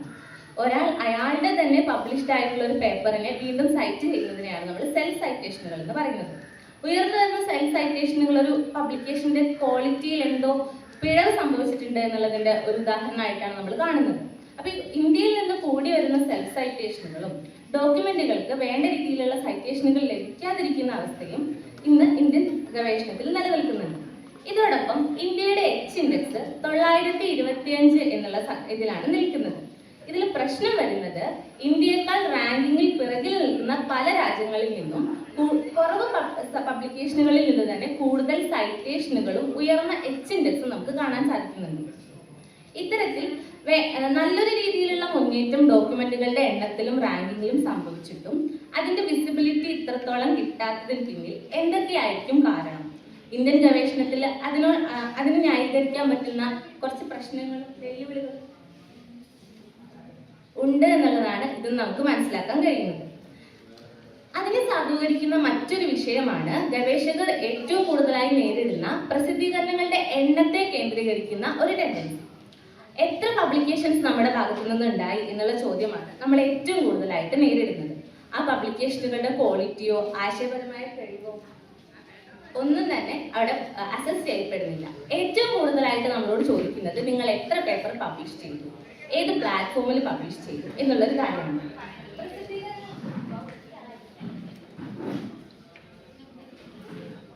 പ്രസിദ്ധീകരണങ്ങളുടെ എണ്ണത്തിനെ കേന്ദ്രീകരിച്ചിട്ടുള്ള ഒരു ഗവേഷണമാണ് ഇന്ന് ഇന്ത്യൻ അക്കാദമിയിൽ നിലനിൽക്കുന്നത്. ഇതിന് പ്രധാന കാരണം റാങ്കിംഗ് മാനദണ്ഡങ്ങളിൽ പ്രസിദ്ധീകരണങ്ങളുടെ എണ്ണത്തിന് വലിയൊരു റോൾ ഉണ്ട് എന്നുള്ളതാണ്. ഇന്ത്യയിലെ അക്കാദമിക സ്ഥാപനങ്ങൾ പ്രധാനമായിട്ടും NIRF, NAAC പോലുള്ള ഇൻസ്റ്റിറ്റ്യൂഷണൽ റാങ്കിംഗ് ഫ്രെയിംവർക്കുകളെ ബേസ് ചെയ്താണ് പ്രവർത്തിക്കുന്നത്. ഇവയിലെല്ലാം തന്നെ ഒരു സ്ഥാപനത്തിൽ നിന്നുണ്ടാകേണ്ട പ്രസിദ്ധീകരണങ്ങളുടെ എണ്ണത്തെ പറ്റി അവ ഏത് പ്ലാറ്റ്ഫോമുകളിൽ പബ്ലിഷ് ചെയ്യണം എന്നുള്ളതിനെ പറ്റിയൊക്കെ വ്യക്തമായ മാനദണ്ഡങ്ങൾ വെച്ച് പോകുന്നുണ്ട്.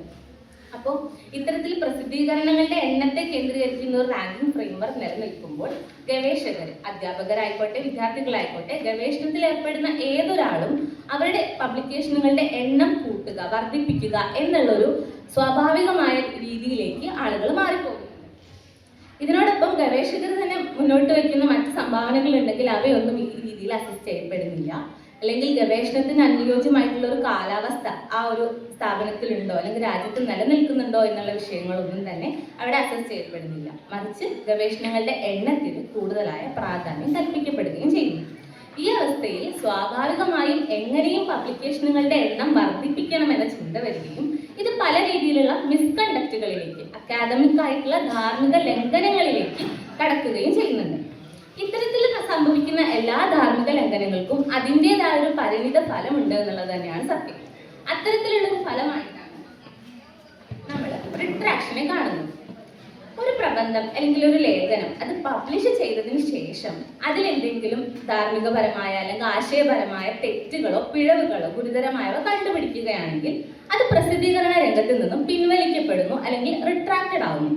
നമ്മൾ ശ്രദ്ധിക്കേണ്ട കാര്യം, റിട്രാക്റ്റഡ് ആയിട്ടുള്ള ഒരു ആർട്ടിക്കിൾ റിട്രാക്റ്റഡ് ആയതിനു ശേഷവും നമുക്ക് ഇതേ വെബ്സൈറ്റുകളിൽ അല്ലെങ്കിൽ പബ്ലിഷർ പേജുകളിൽ നമുക്ക് കാണാനും അത് ഡൗൺലോഡ് ചെയ്ത് ഉപയോഗിക്കാനും സൈറ്റ് ചെയ്യാനും സാധിക്കുന്നു എന്നുള്ളതാണ്. പക്ഷേ റിട്രാക്ഷൻ അർത്ഥമാക്കുന്നത് ആ ആർട്ടിക്കിളിൽ എന്തോ തരത്തിലുള്ള പിഴവുകൾ സംഭവിച്ചിട്ടുണ്ട് എന്നുള്ളതാണ്. എല്ലായ്പ്പോഴും ഇത് ധാർമ്മിക ലംഘനങ്ങളാവണമെന്നില്ല, മനഃപൂർവ്വമായി സംഭവിച്ചതാണെന്നുമില്ല. ഗവേഷണ സമയത്ത് ഗവേഷകർ ഒട്ടും ശ്രദ്ധിക്കാതെ പോയ ചെറിയ തെറ്റുകളും ഭാവിയിൽ റിട്രാക്ഷന് കാരണമാകുന്നു എന്നുള്ളത് നമ്മൾ മനസ്സിലാക്കണം. ഗവേഷണം എത്രത്തോളം ഗൗരവമായി ചെയ്യേണ്ട ഒരു വിഷയമാണ് എന്നുള്ളത് ഇതിൽ നിന്ന് തന്നെ നമുക്ക് വ്യക്തമാണ്. കഴിഞ്ഞ വർഷങ്ങളിൽ ഇന്ത്യയിൽ നിന്നുണ്ടായ റിട്രാക്ഷന്റെ വർധനമാണ് നമ്മളിവിടെ കാണിക്കുന്നത്. 2010-14 വർഷങ്ങളിലൊക്കെ 100-ൽ താഴെ മാത്രം റിട്രാക്ഷനുകൾ ഉണ്ടായിട്ട് നിന്ന് കഴിഞ്ഞ കുറച്ച് കാലങ്ങളായി റിട്രാക്ഷന്റെ എണ്ണത്തിൽ നല്ല വർധനവ് സംഭവിച്ചിട്ടുണ്ട്. എയുടെ കടന്നുകയറ്റവും അല്ലെങ്കിൽ ജനറേറ്റീവ് ടൂളുകളുടെ അധികമായിട്ടുള്ള ഉപയോഗമൊക്കെ ഇതുമായി ചേർത്ത് വെച്ച് നമുക്ക് വായിക്കാവുന്നതാണ്. പബ്ലിക്കേഷൻ മിസ്കണ്ടക്റ്റുകൾ വർദ്ധിക്കുന്നുണ്ട്, അതുമായി ബന്ധപ്പെട്ട് വരുന്ന റിട്രാക്ഷനുകളും വർദ്ധിച്ചു വരുന്നുണ്ട്. എന്തൊക്കെയാവാം റിട്രാക്ഷന് പിന്നിലുള്ള പ്രധാന കാരണങ്ങൾ എന്ന് നോക്കും. ഇത്തരം കാരണങ്ങളിലൂടെയാണ് ഏറ്റവും കൂടുതൽ റിട്രാക്ഷനുകൾ ഇന്ത്യയിൽ നടക്കുന്നത് എന്ന് നമുക്ക് കാണാൻ വേണ്ടി സാധിക്കും. പട്ടികയിൽ കൊടുത്തിട്ടുള്ളത് ഓരോ കാരണങ്ങളും അതുവഴി ഉണ്ടായിട്ടുള്ള റിട്രാക്ഷനുകളുടെ എണ്ണവുമാണ്. ഒരു പേപ്പർ റിട്രാക്റ്റഡ് ആവുന്നതിന് ഒന്നിൽ കൂടുതൽ കാരണങ്ങൾ ഉണ്ടാവാം. ഒരേ ഒരു പേപ്പറിൽ ഡ്യൂപ്ലിക്കേഷനും ഒരേ സമയം കോപ്പിറൈറ്റ് ലംഘനവും നമുക്ക് കാണാൻ സാധിക്കുന്നതാണ്. അപ്പോൾ ഏറ്റവും കൂടുതൽ റിട്രാക്ഷൻ സംഭവിക്കുന്നത് ഡ്യൂപ്ലിക്കേഷൻ വഴിയും പ്ലാജിയറിസം വഴിയുമാണ്. ഇത് രണ്ടും നമുക്ക് ഏറ്റവും പരിചിതമായിട്ടുള്ള രണ്ട് അക്കാദമിക് മിസ്കണ്ടക്റ്റുകളുടെ ഫോം തന്നെയാണ്. നമ്മൾ നേരത്തെ സൂചിപ്പിച്ച പ്രസിദ്ധീകരണങ്ങളുടെ എണ്ണത്തിന് കൊടുക്കുന്ന ഒരു അമിത പ്രാധാന്യം എങ്ങനെയാണ് ഈ കാരണങ്ങളിൽ പ്രതിഫലിക്കുന്നത് നമുക്ക് നോക്കാൻ പറ്റും. കാരണം ഡ്യൂപ്ലിക്കേഷൻ വഴിയും പ്ലാജിയറിസം വഴിയും നമുക്ക് ഏറ്റവും കൂടുതൽ പബ്ലിക്കേഷനുകൾ ഉണ്ടാക്കാൻ പറ്റുന്ന എളുപ്പമായ മാർഗങ്ങളാണ് ആൾറെഡി പബ്ലിഷ് ചെയ്തിട്ടുള്ള ഒരു ആർട്ടിക്കിളിനെ നമ്മുടെ പേരുകളിൽ മാറ്റി എഴുതുക എന്നുള്ളത്. പബ്ലിക്കേഷനുകളുടെ എണ്ണം കൂട്ടാൻ പറ്റുന്ന നല്ലൊരു രീതി തന്നെയാണ്. തെറ്റായ രീതിയാണ്, എളുപ്പമായ രീതിയാണ്.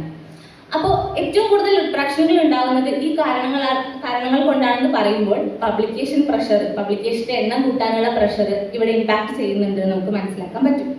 ഡാറ്റ എറർ 3-ാം സ്ഥാനത്ത് നിൽക്കുന്നുണ്ട്.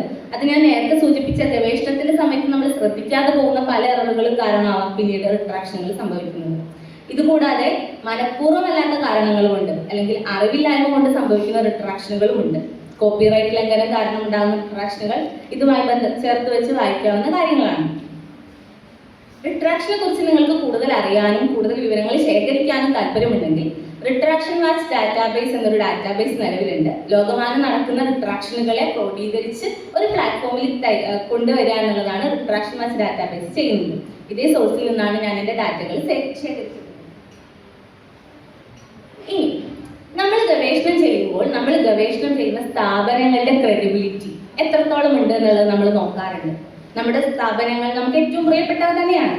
എന്നാൽ നമ്മുടെ സ്ഥാപനങ്ങളിൽ നിന്നും നമുക്കറിയുന്ന വളരെ പ്രഗത്ഭമെന്നും പ്രസിദ്ധമെന്നൊക്കെ തോന്നുന്ന സ്ഥാപനങ്ങളിൽ നിന്നും വളരെയധികം റിട്രാക്ഷനുകൾ ഉണ്ടാകുന്നുണ്ട് എന്നുള്ളത് നമ്മൾ ശ്രദ്ധിച്ചു പോകണം. കഴിഞ്ഞ വർഷങ്ങളിൽ ഏറ്റവും കൂടുതൽ റിട്രാക്ഷൻ രേഖപ്പെടുത്തിയിട്ടുള്ള സ്ഥാപനങ്ങളും അവിടെ നിന്ന് വന്നിട്ടുള്ള റിട്രാക്ഷൻ കണക്കുകളാണ് നമ്മൾ കൊടുക്കുന്നത്. ഒരു ജിയോഗ്രഫിക്കൽ പോയിന്റ് ഓഫ് വ്യൂവിൽ നോക്കുമ്പോൾ തമിഴ്നാട് നിന്നുള്ള സ്ഥാപനങ്ങളിൽ കൂടുതൽ റിട്രാക്ഷനുകൾ വരുന്നതായിട്ട് നമുക്ക് കാണാൻ സാധിക്കും. എൻ്റെ തന്നെ ഗവേഷണത്തിന്റെ ഭാഗമായിട്ട് പേപ്പർ മില്ലുകൾ എന്നുള്ളൊരു കൺസെപ്റ്റിനെ കുറിച്ച് കൂടി ഞാൻ പഠിക്കുന്നുണ്ട്. ഏറ്റവും കൂടുതൽ ഇന്ത്യയിൽ പേപ്പർ മില്ലുകൾ പ്രവർത്തിക്കുന്നതും തമിഴ്നാട് ബേസ്ഡ് ആണെന്ന് നമുക്ക് കാണാൻ പറ്റുന്നുണ്ട്. പേപ്പർ മില്ലുകൾ എന്ന് പറഞ്ഞാൽ നമ്മൾ ആവശ്യപ്പെട്ടാൽ നമുക്ക് വേണ്ടി പേപ്പറുകൾ ചെയ്തു തരാൻ തയ്യാറായിട്ടുള്ള സംഘടനകൾ അല്ലെങ്കിൽ ഓർഗനൈസേഷൻസ് ആണ് പൈസ നമ്മൾ കൊടുക്കുന്നത്. സ്ഥാപനങ്ങൾ എത്രത്തോളം പ്രിയങ്കരാണെന്നുള്ള പോലെ തന്നെ അതിന്റെ റാങ്കിങ് നമ്മൾ നോക്കാറുണ്ട്.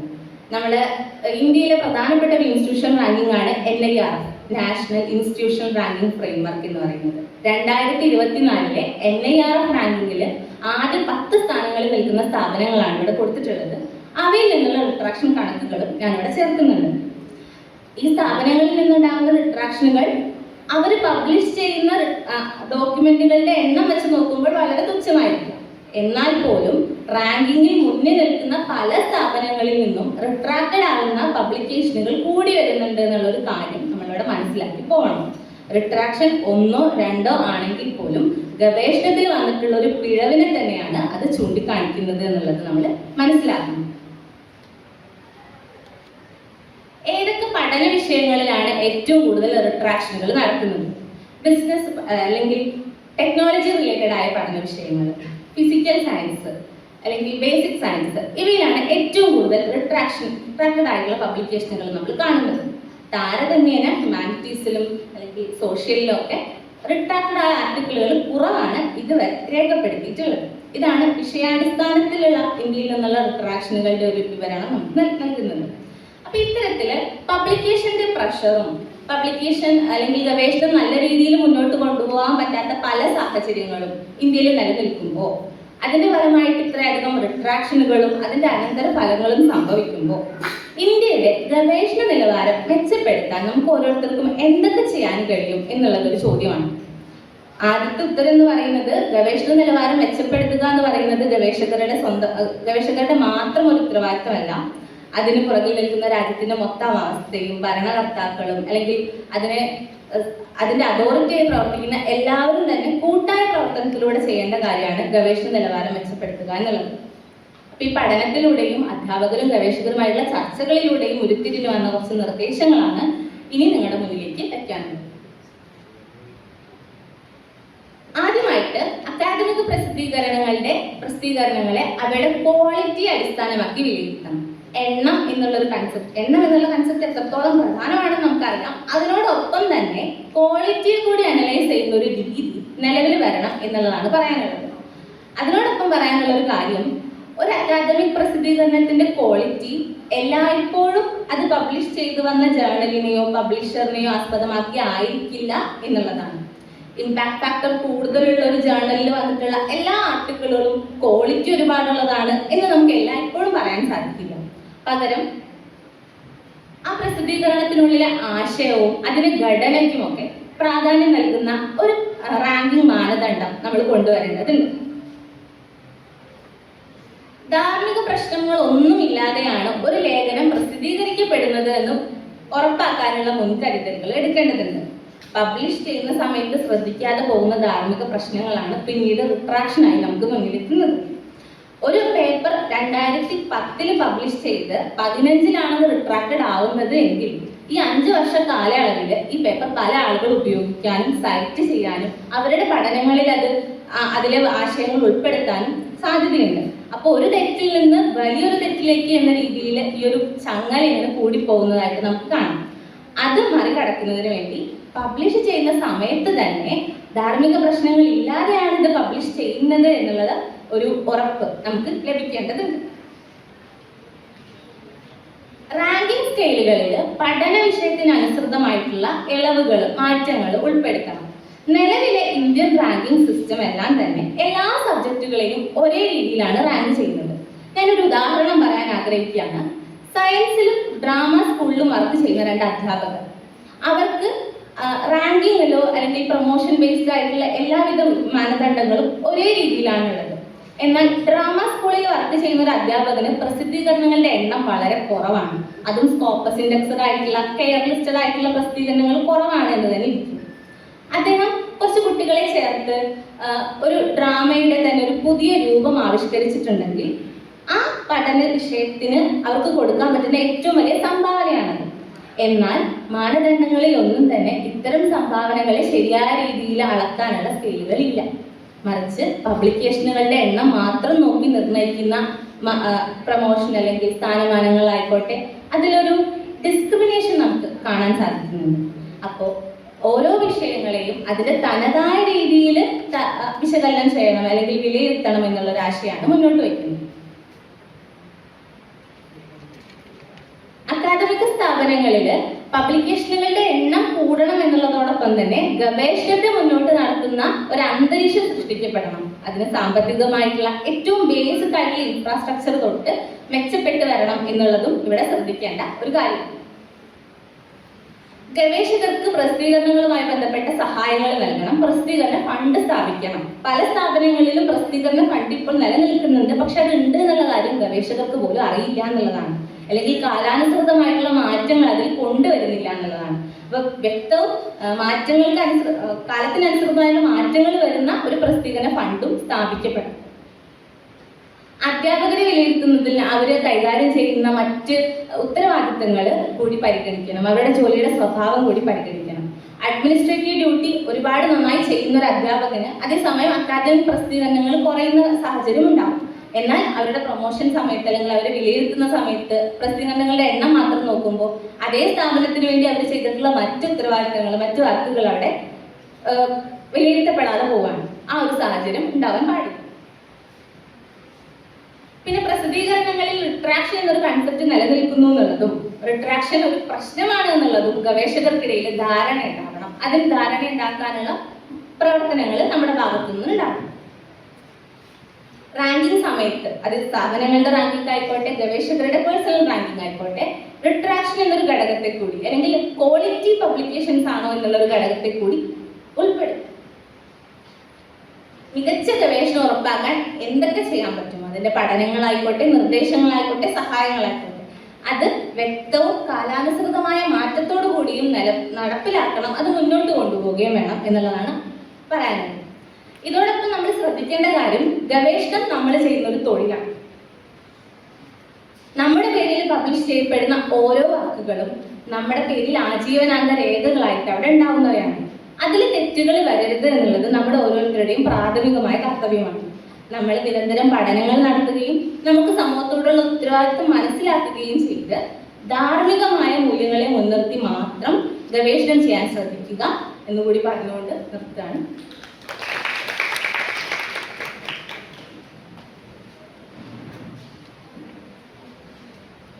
സുരക്ഷയുടെ പേപ്പർ നന്നായിരുന്നു. ഞാനൊരു ഒറ്റ കാര്യം പറയാം. അതായത് ഒരു 5-6 മാസം മുൻപ് ഇതേ വേദിയിൽ വെച്ചൊരു ഓപ്പൺ ഡിഫൻസ് ഉണ്ടായിരുന്നു TCSന്റെ. പത്മരാജൻ സിനിമകളിലെ രതിബിംബങ്ങളെ കുറിച്ചായിരുന്നു എൻ്റെ ടൈറ്റിൽ. അത് ലെക്കാനിയൻ അപ്രോച്ചാണ്, സൈക്കോ അനലറ്റിക്കൽ അപ്രോച്ചിലാണ് ചെയ്യുന്നത്. അപ്പോൾ ഞാൻ ഏറെക്കുറെ ഇവിടെ ഉള്ള ഒരുപാട് ആൾക്കാർ അതിൽ സംബന്ധിക്കുന്നുണ്ട്, ഇവിടെ അവതരിപ്പിക്കുന്നുണ്ട്. അപ്പോൾ ഇവർ സംസാരിക്കുന്ന മൊത്തം ഫ്രോയിഡിയൻ ആസ്പെക്ട് ചെയ്യുന്നുകൊണ്ടാണ് സംസാരിക്കുന്നത്. ടൈറ്റിൽ ലെക്കാനിയനാണ്, സംസാരിക്കുന്ന ഒരു ഫ്രോയിഡിയൻ ആസ്പെക്ട് ചെയ്യുന്നതുകൊണ്ടാണ് പത്മരാജന്റെ രതിബിംബങ്ങൾ വിശദീകരിക്കുന്നത്. അപ്പോൾ അതിനെതിരെ ഒരുപാട് വിമർശനങ്ങൾ ആ സ്പോട്ടിൽ തന്നെ ഉണ്ടാകുന്നു. അങ്ങനെ കഴിഞ്ഞു പോകും. ഏതൊരു ഓപ്പൺ ഡിഫൻസും കഴിഞ്ഞു പോകുന്ന ലാഘവത്തോടുകൂടി ഇത് കഴിഞ്ഞു പോകുന്നത്. പിന്നെ ഞങ്ങളിങ്ങനെ സുഹൃത്തുക്കളൊക്കെ ഇരുന്ന് ആലോചിക്കുമ്പോഴാണ് ഒരു കാര്യം മനസ്സിലായത്. ലെക്കാനിന് മലയാളത്തിൽ ട്രാൻസ്ലേഷൻ ഇല്ല. ഫ്രോയിഡിനാണെങ്കിൽ ഏറെക്കുറെ എല്ലാവരും മലയാളത്തിലേക്ക് ട്രാൻസ്ലേറ്റ് ചെയ്യപ്പെട്ടിട്ടുണ്ട്. അപ്പോൾ ഈ റിട്രാക്ഷൻ എന്ന് പറയുന്ന ഒരു പ്രവണതനെ ഗവേഷകരുടെ ഒരു തെറ്റ് പ്രശ്നം ഉള്ളതിനപ്പുറം ഇത് വലിയൊരു സിസ്റ്റത്തിന്റെ ഭാഗമായിട്ട് ഗവേഷണ സ്ഥാപനങ്ങളിൽ മാത്രം നടക്കുന്ന ഒരു കാര്യമുള്ളത്. ഇത് വലിയ ഫണ്ടിങ് ഉള്ള വലിയ തരത്തിലുള്ള ഒരു വ്യൂഹത്തിന്റെ ഒരു സിസ്റ്റം, ഒരു എക്കോ സിസ്റ്റത്തിന്റെ ഭാഗമായിട്ട് കണ്ടാൽ മാത്രമേ ഈ പ്രവണതയുടെ ഒരു പരിഹാരം ഉണ്ടാവുള്ളൂ. അല്ലാതെ ഞാനെന്തെങ്കിലും കമന്റ് ചെയ്യാതെ പ്രത്യേക രീതിയിൽ കമന്റ് ചെയ്യണം. അപ്പോൾ ഞാൻ പിന്നെ അതുപോലെ പ്രിൻസിയുടെ പേപ്പറിലും ഈ ഒരു അംബേദ്കറെ പൂർവ്വഘട്ടം എന്ന് പറയുന്ന ഒരു വംശാവലി, സ്ത്രീ ചിന്തകരുടെ ഒരു വംശാവലിനെ അവതരിപ്പിക്കാനുള്ള ശ്രമം ചക്രവർത്തിയുടെ ടെക്സ്റ്റിന് മുൻനിർത്തിയാണ്.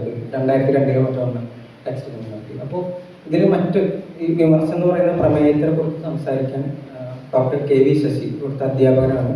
പിന്നെ പ്രഭാഷകൻ, സാംസ്കാരിക വിമർശകൻ, ദളിത് വൈജ്ഞാനികത, ദളിത് ചിന്ത, കൂടാതെ സൗന്ദര്യശാസ്ത്രം, പിന്നെ ഒരുപാട് എഡിറ്റഡ് ടെക്സ്റ്റുകളും വർക്കുകളൊക്കെ ഉണ്ട്. അപ്പോൾ മാഷിന് അതിനായിട്ട് ക്ഷണിക്കുകയാണ്.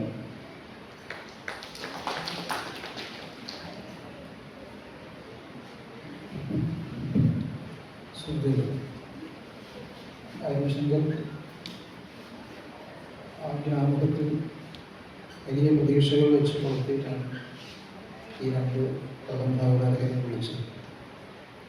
വലിയ നിരാശയായി. ഗവേഷകർ ഒരു പ്രബന്ധം എങ്ങനെ എഴുതരുത് എന്നതിൻ്റെ നല്ല മാതൃകയാണ് 2 പ്രബന്ധങ്ങൾ. ഇങ്ങനെ ഞാൻ കർക്കശമായി പറയുന്നതിൻ്റെ കാരണം ഒരാൾക്ക് പഠിക്കാൻ കഴിയുന്നതിൻ്റെ പരമാവധിയാണ്, ആദ്യത്തെയാണ് ഗവേഷണം. ആ ഗവേഷണത്തിൽ നിരുത്തരവാദപരമായി കാര്യങ്ങൾ അവതരിപ്പിക്കുക, വിഷയത്തെക്കുറിച്ച് യാതൊരു ആലോചനയും കൂടാതെ പദങ്ങൾ ഉപയോഗിക്കേണ്ടതിനെക്കുറിച്ച് ഏത് സന്ദർഭത്തിൽ ഏത് പദം ഉപയോഗിക്കണം തുടങ്ങിയ പ്രകരണ ബോധ്യം ഇല്ലാതെ എവിടുന്നൊക്കെയോ പകർത്തിയെടുത്ത ആശയങ്ങളിങ്ങനെ വാരി ഉതറി പ്രബന്ധാവതാരകർ തന്നെ സൂചിപ്പിച്ചതുപോലെ അതിൻ്റെ പ്രഭാവം കാണിക്കാതെ ഉപയോഗിക്കുന്നത് ഗവേഷണത്തിലെ കോപ്പി അടിക്കുന്നതിൻ്റെ തുല്യമാണ്.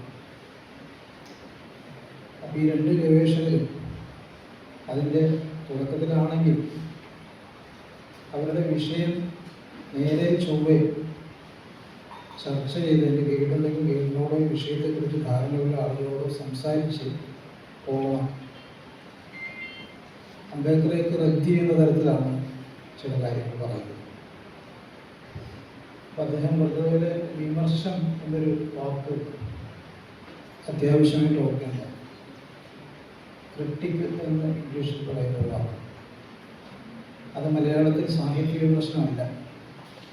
അങ്ങനെ സാഹിത്യ വിമർശനമാണ് എന്ന അർത്ഥത്തിൽ 1957 ഇറങ്ങിയ കൈരളിയുടെ കഥ പോലുള്ള പുസ്തകത്തിലൊക്കെ എൻ കൃഷ്ണപിള്ളയെ പോലുള്ള മഹാപണ്ഡിതർ ഉപയോഗിച്ചിട്ടുണ്ടെങ്കിലും അതിനുശേഷം പിൽക്കാലത്ത് GB മോഹൻ്റെ പോലുള്ള ആളുകളൊക്കെ തന്നെ ഇത് സാഹിത്യ വിമർശനമാണ് എന്നുള്ള അർത്ഥത്തിലൊക്കെ പറഞ്ഞിട്ടുണ്ടെങ്കിലും യഥാർത്ഥത്തിൽ അത് സാഹിത്യ വിമർശനമായതിന് ബന്ധമില്ല. പാശ്ചാത്യ തത്വചിന്തയുടെ ചരിത്രത്തിൽ സുദീർഘമായ ഒരു പാരമ്പര്യം ഈ വാക്കിനുണ്ട്. ഇമ്മാനുവൽ കാന്റിൻ്റെ ക്രിട്ടിക് ഓഫ് പ്യുവർ റീസൺ അതുള്ള പുസ്തകങ്ങളിൽ തുടങ്ങി മാർക്സിൻ്റെ ക്രിട്ടിക് ഓഫ് ബോധ പ്രോഗ്രാം വരെ അതിദീർഘമായൊരു ചരിത്രം ഈ വാക്കിനുണ്ട്. അവിടെയൊക്കെ തന്നെ ഈ വാക്ക് ഉപയോഗിച്ചിട്ടുള്ളത് അരുൺ ശങ്കർ സംക്ഷേപിച്ച് പറഞ്ഞതുപോലെ ഒരറിവ്, ഒരാശയം, ഒരു വസ്തുത, ഒരു പ്രസ്ഥാനം എങ്ങനെ അതായി പ്രവർത്തിക്കുന്നു, അതായി നിലനിൽക്കുന്നു, അതായി വികസിക്കുന്നു എന്നതിൻ്റെ സൂക്ഷ്മ ചരിത്രം, അതിൻ്റെ മൈക്രോ ഫിസിക്സ് ഓഫ് പവർ, സൂക്ഷ്മാധികാര ബലകണ്ടാണ് സർവഭാഷയിലെ സൂക്ഷ്മ ഭൗതികം, അത് അന്വേഷിക്കുന്ന ഒരു പ്രക്രിയയാണ്, ഒരു പ്രോസസ്സ്, ഒരു ഇടപെടൽ കൂടിയാണ്. ആ നിലയ്ക്ക് നിലവിൽ നിൽക്കുന്ന ഒരറിവിനെ, അറിവ് രൂപത്തെ, ആ അറിവ് രൂപത്തെ രൂപപ്പെടുത്തിയതും ആ അറിവ് രൂപത്തെ അറിവായി നിലനിർത്തുന്നതുമായ അതിൻ്റെ ഭാഷാശാസ്ത്രത്തിലേക്ക് പദം കടം ഉപയോഗിച്ച് ഒന്ന് പരണ്ട് ചെയ്ത് പറഞ്ഞാൽ അതിൻ്റെ എപ്പിസ്റ്റലുകളായി, ജ്ഞാനികളായി കണ്ടെത്തുക, ആ കണ്ടെത്തലിൻ്റെ പുനഃസംഘാടനത്തിലൂടെ പുതിയ അറിവ് രൂപപ്പെടുത്തുക എന്നതാണ് യഥാർത്ഥത്തിൽ ഗവേഷണം എന്ന പ്രക്രിയയുടെ ലക്ഷ്യമാണ്. അല്ലാതെ നാലാളുകൾ മുമ്പ് പറഞ്ഞു വെച്ചിട്ടുള്ള കാര്യങ്ങൾ ആവർത്തിക്കാനോ അത് മറ്റാളുകളുടെ പുസ്തകത്തിൽ നിന്ന് സോഴ്സുകൾ കാണിക്കാതെ എടുത്ത് ക്രോഡീകരിക്കാനോ അല്ല ഗവേഷണം. ഇപ്പോൾ പ്രദീപൻ പാമ്പരിക്കുന്നതിൻ്റെ ദളിത് പഠനം സ്വത്വം സംസ്കാരം സാഹിത്യം എന്ന പുസ്തകം വായിച്ചാൽ കിട്ടുന്നതിനപ്പുറത്തുള്ള യാതൊരു വിവരവും ഒന്നാമത്തെ പ്രബന്ധത്തിലില്ല. അത് അംബേദ്കർ ഉണ്ടാക്കിയെടുത്ത വലിയൊരു ക്രിട്ടിക്കിൻ്റെ ലോകത്തെയും രാഷ്ട്രീയ ഇടപെടൽ ലോകത്തെയും അശ്രദ്ധമായി കാണാനുള്ള ഒരു ശ്രമം അതിനുണ്ട്. കാണുന്നില്ല അംബേദ്കർ എന്നത് ഒരു പ്രധാനമായിട്ട് കാര്യമില്ല. ഭൂമാ ചക്രവർത്തിയൊക്കെ അംബേദ്കർക്ക് മുമ്പ് ജീവിച്ചതാണ് എന്നൊരു ധാരണ പോലും ആ പ്രബന്ധം കേട്ടപ്പോൾ എനിക്കുണ്ടായി. എൻ്റെ കുഴപ്പമായിരിക്കാം, ഞാൻ അതിൻ്റെ സൂക്ഷ്മരൂപങ്ങളിലേക്കൊന്നും നടക്കുന്നില്ല, അത് ചോദിച്ചു. അപ്പോൾ വിമർശം എന്നുള്ള ഈ ഒരു അടിസ്ഥാന പ്രക്രിയ, യഥാർത്ഥത്തിൽ വിമർശം ചെയ്യുന്നത് ഈ അറിവിനെ അറിവാക്കി മാറ്റുന്നതോ കാലത്തെ കാലമാക്കി മാറ്റുന്നതോ നമ്മെ നാമാക്കി മാറ്റുന്നതായ അടിസ്ഥാന ലോജിക്കുകൾ കണ്ടെത്താനാണ്. ഈ 20ാം നൂറ്റാണ്ടിലെ തത്വചിന്തയുടെ ചരിത്രത്തിലെ വലിയ ബ്രേക്കുകളുടെ ഉദാഹരണക്കാരനായ ഡെബ്യൂസി അദ്ദേഹത്തിൻ്റെ ATP എന്ന പുസ്തകത്തിൽ ചരിത്രത്തെക്കുറിച്ച് ആനുഷംഗികമായി നടന്ന ഒരു പരാമർശം, all history does is to translate a core existence of becomings into a succession. co-existence of becomings into a succession. ആയിത്തീരലുകളുടെ സഹജീവനത്തെ അനുസ്യൂതിയിലേക്ക് പരിഭാഷപ്പെടുത്തുകയാണ് ചരിത്രം. അപ്പോൾ നമ്മുടെ ചെറിയൊരു ദീർഘനിശ്വാസം, ഹാ പുഷ്പമേ എന്ന് വിളിക്കുന്നതിലെ ഹായും അതിനുശേഷമുള്ള പ്രശ്ലേഷം, അത് അതിദീർഘമായ ഒരു മനുഷ്യ ചരിത്രത്തിൻ്റെ അവസാനത്തെ പുറമേക്കുള്ള പ്രകടനം. ആശാൻ ജീവിച്ചു വന്ന ക്ലാസിക്കൽ യുഗത്തിൻ്റെ മുതലാളിത്തത്തിലേക്കുള്ള പരിവർത്തനത്തിൽ വ്യക്തികൾ രൂപപ്പെട്ടു വരുന്ന, പൗരൻ രൂപപ്പെട്ടു വരുന്ന ആ വ്യക്തിക്ക്, പൗരന് സ്വയം പ്രകാശനക്ഷമതയുള്ള ലോകത്തെ തൻ്റെ ആഗ്രഹത്തിനും ഇച്ഛയനുസരിച്ച് പരിവർത്തിപ്പിക്കാൻ കഴിയുന്ന ഒരാളുടെ അത് ചെയ്യാൻ കഴിയാത്തതിലുള്ള ഒരു നൈരാശ്യം ഇവിടുന്നോ ഉയർന്നു വന്നതാണ്. അനേകം സംഘർഷങ്ങളുടെ ഭൂമിയിലൂടെ സഞ്ചരിച്ച് ഉയർന്നു വരുന്നതാണ് ഭാവം. അതുപോലെ തന്നെയാണ് ആ പുഞ്ചിരി കുലീനമാം കള്ളം എന്ന് പറയുമ്പോഴും വൈലോപ്പിള്ളി ഈ ഹായിലുണ്ട്. അപ്പോൾ ആ ഒരു ഹായാണ്, ഒരു പ്രശ്ലേഷമാണ്. അതിനൊന്നും മുമ്പിലും പിമ്പിലും ഒന്നും അക്ഷരങ്ങളോ പദങ്ങളൊന്നുമില്ല. പക്ഷെ അതൊരു ചരിത്രമാണ്, മനുഷ്യബന്ധങ്ങളുടെ ചരിത്രമാണ്. ഫ്യൂഡൽ സംഘർഷങ്ങൾ ഇല്ലായ്മ ചെയ്ത ലോകത്തിൻ്റെ ഒരു ഇളുമ്പിൽ നിന്ന് എല്ലാ കാര്യങ്ങളും സ്വന്തമായി ചെയ്യുന്ന ആത്മശില്പിയായ വ്യക്തിയുടെ, പൗരരുടെ ലോകത്തേക്ക് സംക്രമിക്കുമ്പോഴുണ്ടാകുന്ന സന്ദിഗ്ധതയുടെ ആശാൻ കവിതയിലെ സംഘർഷത്തിൻ്റെയും ബലത്തിൻ്റെയും ഗുരുത്വാകർഷത്തിൻ്റെയും ഒരു ഘടകം. അപ്പം ഇങ്ങനെ ഈ സൂക്ഷ്മചരിത്രത്തെ, അതിനെ നമുക്ക് സൂക്ഷ്മചരിത്രം എന്നാണ്, അതിനെ കണ്ടെത്തുക, അതാണ് നമ്മുടെ അറിവിൻ്റെ, ഇതാണ് പരിവർത്തനത്തിൻ്റെ. ഇത് കണ്ടെത്താൻ കഴിഞ്ഞില്ല എന്നുണ്ടെങ്കിൽ നമ്മൾ കുറേ വിവരങ്ങൾ ശേഖരിച്ചു വെച്ചാൽ ഗവേഷണത്തിൻ്റെ ആദ്യഘട്ടം പോലും ആകുന്നില്ല. അതിനൊറ്റ വാക്കെഴുതിയാൽ മതി. റഫർ പ്രദീപൻ പാമ്പിലിരുന്ന 1987 സ്വത്വം സംസ്കാരം സാഹിത്യം കേരള ഭാഷാ ഇൻസ്റ്റിറ്റ്യൂട്ട് ഇങ്ങനെ എഴുതി വെച്ചാണ്. അത് നമ്മൾ MA വിദ്യാർത്ഥികൾക്ക് പറഞ്ഞു കൊടുക്കേണ്ട പാഠം. അതിനപ്പുറത്തേക്ക് നമ്മുടെ സമയം കഴിയും. വലിയൊരു സമ്പത്ത് കളയുന്നു. എനിക്കിങ്ങനെ പറയാൻ കഴിയും. അപ്പം അതുകൊണ്ട് ഈ ഗവേഷണം എന്ന് പറയുന്നത് നമ്മുടെ അറിവിനെ ഈ രൂപത്തിൽ നിന്ന് അഴിച്ചു പണിയാനുള്ള പണിയാണ്. ഒരു കാര്യം പറഞ്ഞിട്ട് ഞാൻ അവസാനിക്കും. നമുക്കെല്ലാം വളരെ പ്രസിദ്ധനായ വള്ളത്തോൾ, അദ്ദേഹം കേരളം എന്ന് പേർ കേട്ടാൽ അഭിമാനപൂരിതമാകണം അന്തരല്ല, ഭാരതം എന്ന് കേട്ടാൽ തിളയ്ക്കണം ചോര ഞരമ്പുകളിൽ.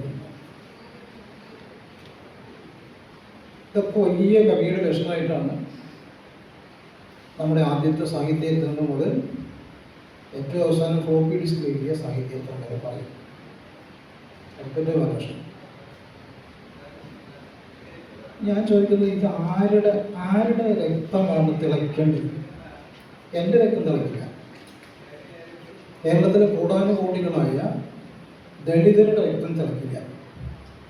ഏതാണ്ട് അത്രയും തന്നെ വരുന്ന സ്ത്രീകളുടെ രക്തം തിളയ്ക്കണം. രാത്രിയിൽ പോലും പുറത്തിറങ്ങാൻ കഴിയാതെ, പകൽ പുറത്തിറങ്ങാൻ കഴിയാതെ, ഇരുട്ടിൻ്റെ ഇടനാഴികളിലൂടെ നോണ്ട് നടത്തേണ്ടി വരുന്ന മനുഷ്യരോടാണ് പറയുന്നത് കേരളം എന്ന് കേട്ടാൽ തിളയ്ക്കണം ചോദ്യം. അപ്പം നമ്മുടെ ചോദ്യം, ആരുടെ രക്തം തിളങ്ങി? പുറത്തെ ഉദ്ദേശിച്ച ആളുകളുടെ രക്തം തിളങ്ങുന്നത്. അതാണ് ഉമാ ചക്രവർത്തിയുടെ ഭാവം. ബ്രാഹ്മണികം അത് ഏതെങ്കിലും പാവം നമ്പൂതിരിമാരെ കുറിച്ച് പറയുന്ന വാക്കല്ല, അതൊരു പവർ പൊളിറ്റിക്സ്. അതാണ് ഗവേഷണത്തിൻ്റെ പൊളിറ്റിക്സ്. അത് ശൂദ്രന്റെ ധർമ്മമാണ്. അതാണ് അർത്ഥശാസ്ത്രം പറയുന്നത്. നിരുപാധികമായ ബ്രാഹ്മണ സേവ, ഏകം ഏവാക ശൂദ്രസ്യ, ശൂദ്രന് ഒറ്റ ധർമ്മമേ ബ്രഹ്മാവ് കൽപ്പിച്ചിട്ടുള്ളൂ. സമാധി സത്, നിരുപാധികമായ ബ്രാഹ്മണ സേവ. അതൊന്നും ചെയ്യുന്നു അർത്ഥശാസ്ത്രം. ഇത് ഭഗവത്ഗീതയിൽ കണ്ടെന്ന് പറഞ്ഞത് ഭഗവത്ഗീതയിലെ ശ്ലോകം തെറ്റിച്ചാണ് കുട്ടിച്ചത്. മായാ സൃഷ്ടം എന്നൊന്നുമല്ല, അതിന് സംസ്കൃതം പഠിക്കാൻ പോകണം. മയാ സൃഷ്ടം, മയാ എന്ന് വെച്ചാൽ ബൈ മീ, എന്നാൽ. ഇതൊക്കെ എന്നാൽ സൃഷ്ടിക്കപ്പെട്ടതാണ്. പക്ഷെ എന്നാൽ ഞാനല്ല അതിൻ്റെ കർത്താരം അഭി. അപ്പോൾ നമ്മൾ എഴുതുന്ന ഒരു വാക്കിൻ്റെ പൂർണ്ണമായ ഉത്തരവാദിത്വം അത് ഞാൻ അത്തരം കാര്യങ്ങൾ ശ്രദ്ധിക്കണം. അതുകൊണ്ട് ഈ ഗവേഷണത്തിൽ ഞാനീ പറഞ്ഞ ഇങ്ങനെ എഴുതി വെച്ചിരിക്കുന്ന കവിത ആരുടെ അനുഭവ ലോകങ്ങളെയാണ് ആവിഷ്കരിക്കുന്നതെന്ന് ചോദിച്ചാൽ അത് ബ്രാഹ്മണന്റെ അനുഭവ ലോകങ്ങളെയാണ്, വർണ്ണാശ്രമ ധർമ്മത്തിൻ്റെ അനുഭവ ലോകങ്ങളാണ്. ഈ വർണ്ണാശ്രമ ധർമ്മത്തിൽ സ്ത്രീകളില്ല, അവരെ മനുഷ്യരായിട്ട് പരിഗണിക്കുന്നില്ല. നാം ഇന്ന് കാണുന്ന മനുഷ്യരില്ല. യാജ്ഞവാക്യ സ്മൃതി, കേരളത്തിലാണ് ഈ ശാങ്കരസ്മൃതി പോലുള്ള സ്മൃതികൾ ഉപയോഗിച്ചാണ് സ്ത്രീകളെ മനുഷ്യർക്ക് പോലും, മനുഷ്യരെന്ന പദം കൊണ്ട് പോലും വിശേഷിപ്പിക്കാൻ പറ്റാത്ത നീച്ച ജീവികളായി കണക്കൂട്ടി പിടിച്ച് പന്നിയെ പറ്റും അറുത്താക്കുന്ന പോലെ അറുത്താക്കി ഇന്ന് ചന്ദ്രവേന എഴുതുന്ന പോലെ കച്ചവടം ചെയ്യുന്നു. 12-ാം വയസ്സിൽ 8-ാം വയസ്സിലൊക്കെ പെൺകുട്ടികൾ കച്ചവടം ചെയ്ത് പണം ഉണ്ടാക്കണം, ദരിദ്ര കാര്യങ്ങളും ഉണ്ടായിരിക്കും. ഇങ്ങനെയൊക്കെയുള്ള ഒരു കാര്യത്തെ ന്യായീകരിക്കുന്ന, ഒരു വ്യവസ്ഥയെ ന്യായീകരിക്കുന്ന വർണ്ണാശ്രമ ധർമ്മത്തിൻ്റെ ഏറ്റവും ഇങ്ങനത്തെ നിൽക്കുന്ന ഒരു സ്മൃതിയാണ് ശാങ്കരസ്മൃതി. അപ്പോൾ ഇത്തരം കാര്യങ്ങൾ പറയാൻ നോക്കുമ്പോൾ നമുക്ക് ആവശ്യമായ ഇതിൻ്റെ ചരിത്രം കൂടി നോക്കണം. ഇനി ഒരു കാര്യം കൂടി, ഏറ്റവും പുതിയ ആളുകളെ കുറിച്ച് പറഞ്ഞിട്ട് അവസാനം ഈ അടുത്ത കാലത്ത് മരിച്ച MT വാസുദേവൻ, മലയാളത്തിലെ വലിയ നോവലിസ്റ്റാണ്. നമ്മൾ പറയുന്നത് മഹാ നോവലിസ്റ്റാണ്. ഞാൻ പറയും നായർ ഇതിഹാസത്തിൻ്റെ അതന്നെ തിരുവനന്തപുരത്തെ CBA പറയും. അദ്ദേഹം തന്നെ പ്രസിദ്ധീകരിച്ച മഹാഭാരതം, തുഞ്ചത്തെഴുത്തച്ഛൻ്റെ മഹാഭാരതം തുഞ്ചപ്പറമ്പിൽ നിന്ന് പ്രസിദ്ധീകരിച്ച അതിൻ്റെ ആമുഖത്തിൽ അദ്ദേഹം അവസാനിപ്പിക്കുന്ന ഒരു കാര്യം, ദളിതനായ വാൽമീകി എഴുതിയ കാവ്യമാണ്. അതുകൊണ്ട് ഇത് ദളിതർ വായിക്കണം.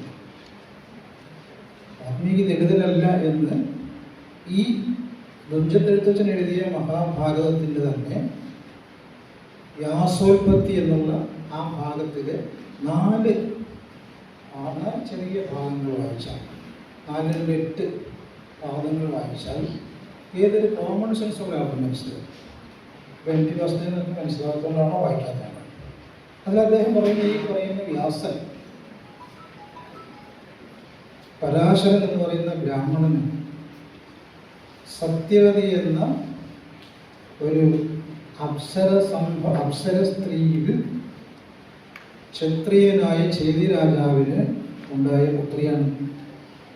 ക്ഷത്രിയയും അപ്സരസും തമ്മിലുള്ള ചർച്ചയിലുണ്ടായത് സത്യവതിയാണ്. ആ സത്യവതിക്ക് ബ്രാഹ്മണനുണ്ടായ പുത്രനാണ് വ്യാസൻ. ഈ വ്യാസൻ എങ്ങനെയാണ് ദളിതനാവുക എന്ന് ആലോചിക്കാൻ പറ്റുന്ന ക്ഷമാശീലമോ ഇനി ആലോചിക്കാൻ പോകണ്ട, അത് ആ പുസ്തകം തുറന്നു വായിക്കാൻ വേണ്ട സാമാന്യമായ മര്യാദയില്ലാതെയാണ് MT വാസുദേവൻ നായരെ പോലെയുള്ള നമ്മുടെ മുമ്പിൽ ഏറ്റവും ഉയർന്നു നിൽക്കുന്ന സാഹിത്യ ഗോപുരങ്ങൾ എന്ന് ആലോചിച്ചത്.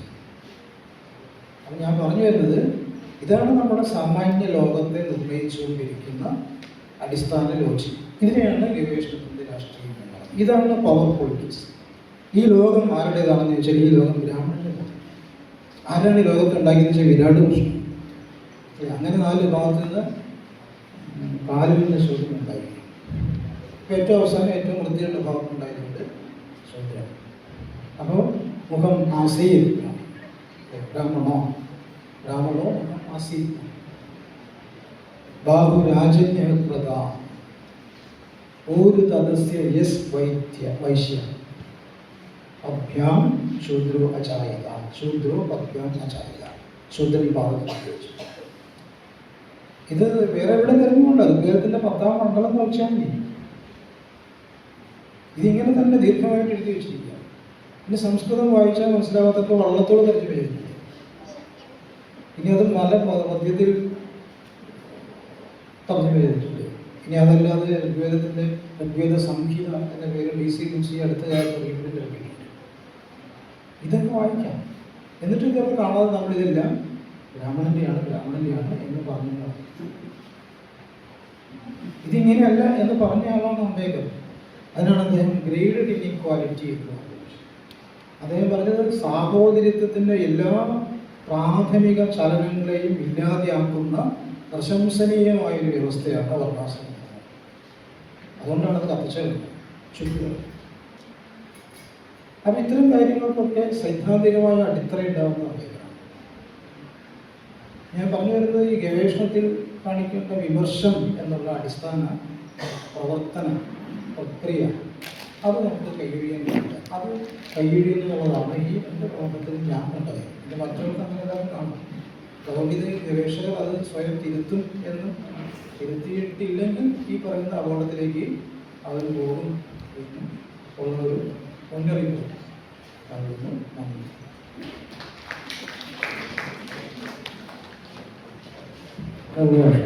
സമയം വളരെ കുറവാണ്.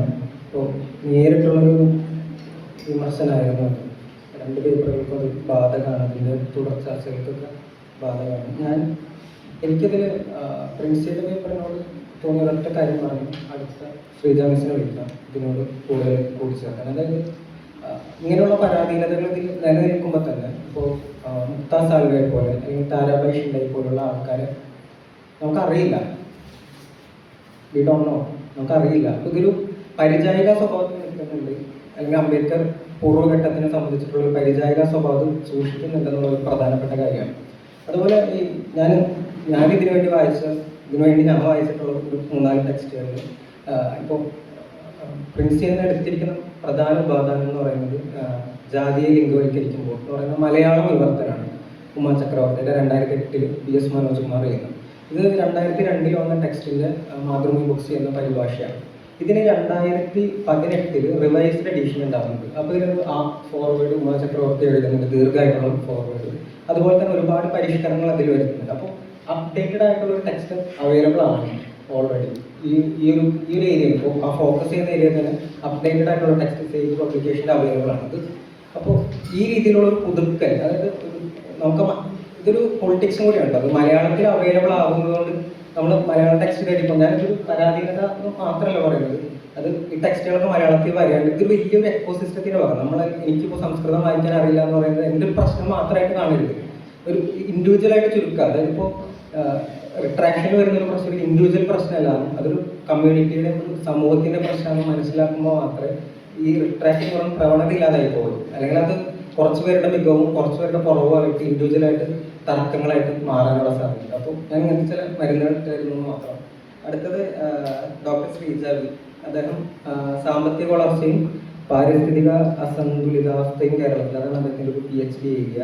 പിന്നെ വികസന പഠനം, പാരിസ്ഥിതിക സമ്പദ്ശാസ്ത്രം പോലുള്ള ഏരിയയിലൊക്കെയാണ് അദ്ദേഹം വർക്ക് ചെയ്യുന്നത്. സാമ്പത്തിക ശാസ്ത്രജ്ഞയുടെ ചരിത്രം പ്രധാനമായിട്ടും മലയാള സർവകലാശാലയുടെ പ്രോജക്റ്റിൻ്റെ ഭാഗമായിട്ട് ആഡം സ്മിത്തിൻ്റെ വെൽത്ത് ഓഫ് നേഷൻ അതിൻ്റെ ഒരു പാർട്ട്, തൊഴിൽ വിഭജനവും പണത്തിൻ്റെ ഉത്ഭവം എന്ന് പറയുന്നൊരു പാർട്ട് മിസ് മലയാളത്തിലേക്ക് കൊണ്ടുവന്നിട്ടുണ്ട്. അപ്പോൾ മിസ്സിന് ഈ ഒരു 2 പേപ്പറുകളോടും പൊതുവേ ഇതിൻ്റെ ഒരു പ്രമേയത്തിനോടും ചില കൂട്ടിച്ചേർക്കൽ നടത്താൻ ക്ഷണിക്കുന്നു.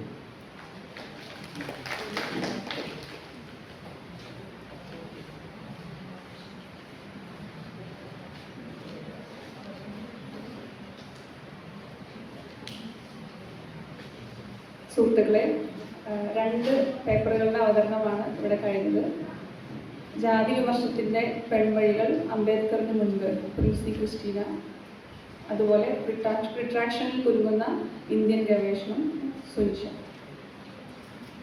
ഞാനിവിടെ ഈ എക്സ്പേർട്ട് എന്നുള്ള രീതിയിൽ ഇരിക്കുന്നത് ഒരു ഇന്റർ ഡിസിപ്ലിനറി ഡിസ്കഷന് വേണ്ടിയിട്ടാണെന്നാണ് ഞാൻ വിശ്വസിക്കുന്നത്. അതിന് വേണ്ടിയിട്ടാണ് എന്നെ വിളിച്ചാണ് ഞാൻ വിശ്വസിക്കുന്നത്. കാരണം സാമ്പത്തിക ശാസ്ത്രമാണ് എൻ്റെ ഏരിയ. സാമൂഹ്യ ശാസ്ത്രത്തിലാണ് ഇതിൻ്റെ ഒരു പശ്ചാത്തലമാണ് എനിക്കുള്ളത്. അരുൺ പറഞ്ഞു നിർത്തിയെടുത്താണ് ഞാൻ തുടങ്ങുന്നത്. അതിൽ പല പരിമിതികളും ആ പേപ്പറിലുണ്ടെങ്കിൽ പോലും അദൃശ്യമാക്കപ്പെട്ട സ്ത്രീകളെ പല രീതിയിൽ നമ്മൾ മിസ്സിംഗ് വുമൻ എന്നൊക്കെ സെന്നൊക്കെ പറഞ്ഞ് നമ്മൾ കേട്ടിട്ടുണ്ടായിരിക്കും അല്ലേ? ഭൂമിയിൽ ഉണ്ടായിരിക്കേണ്ട എന്നാൽ ജനിക്കാതെ പോലും പോയ സ്ത്രീകളെ കുറിച്ച് സെന്ന് മിസ്സിംഗ് വിമൻ എന്ന് പറയുന്ന ഒരു കോൺസെപ്റ്റ് പറഞ്ഞിട്ടുണ്ട്. പിന്നീട് അത് ലേബർ മാർക്കറ്റിൽ വരുമ്പോൾ കൃത്യമായിട്ട് വിദ്യാഭ്യാസം ലഭിക്കുകയും പലപ്പോഴും ഉന്നത വിദ്യാഭ്യാസം ലഭിക്കുകയും എന്നാൽ തൊഴിൽ വിപണിയിൽ എത്തപ്പെടാതെ മിസ്സിംഗ് വിമനുണ്ട്. ഇങ്ങനെയൊക്കെയുള്ള ഒരു കാലഘട്ടത്തിൽ ചരിത്രത്തിലാണെങ്കിലും സാമൂഹ്യശാസ്ത്രത്തിലാണെങ്കിലും അദൃശ്യരാക്കപ്പെട്ട കുറേ സ്ത്രീകളുണ്ട്. കഴിഞ്ഞ മാസം ഞാൻ ഒരു ഇക്കണോമിക് തോട്ടിൻ്റെ സാമ്പത്തിക ശാസ്ത്ര ചിന്തയുടെ ഒരു വർക്ക്ഷോപ്പ് അറ്റൻഡ് ചെയ്തപ്പോൾ അതിൽ ക്ലാസ് എടുത്ത ആൾ ഞങ്ങളോട് ചോദിച്ചു, നിങ്ങൾക്ക് സാമ്പത്തിക ശാസ്ത്രത്തിൽ ഉള്ള എത്ര സ്ത്രീകളുടെ പേരറിയാം എന്ന് ചോദിച്ചു. അപ്പോൾ എനിക്ക് ആകെ അപ്പോൾ ഓർമ്മ വന്നത് 3 ആളുകളുടെ പേര് മാത്രമാണ്. ഒരാൾ എലിനോർ ഓസ്ട്രോം, രണ്ടാമത്തെ ആൾ എസ്തർ ദഫ്ലോ, മൂന്നാമത്തെ ആള് ഗോൾഡ്ലി. അതിന്റെ കാരണം എന്താ വെച്ചാൽ ഇവർക്ക് 3 പേർക്കും നോബൽ പ്രൈസ് കിട്ടിയിട്ടുണ്ട്. 1969 സാമ്പത്തിക ശാസ്ത്രത്തിൽ നോബൽ പ്രൈസ് ഏർപ്പെടുത്തിയത്. പക്ഷെ 2009 ആദ്യമായിട്ട് ഒരു വനിതയ്ക്ക് നോബൽ പ്രൈസ് കിട്ടുന്നത്. 2023 അവസാനമായിട്ട് ഗോൾഡിന് നോബൽ പ്രൈസ് കിട്ടി. 96 പേർക്കാണ് ആകെ സാമ്പത്തിക ശാസ്ത്രത്തിൽ നോബൽ പ്രൈസ് കിട്ടിയിട്ടുള്ളത്. അതിൽ 3 സ്ത്രീകൾ മാത്രമേ ഉള്ളൂ. അതായത് 3% സ്ത്രീകൾക്ക് മാത്രമാണ് അത് ലഭിച്ചിട്ടുള്ളത്.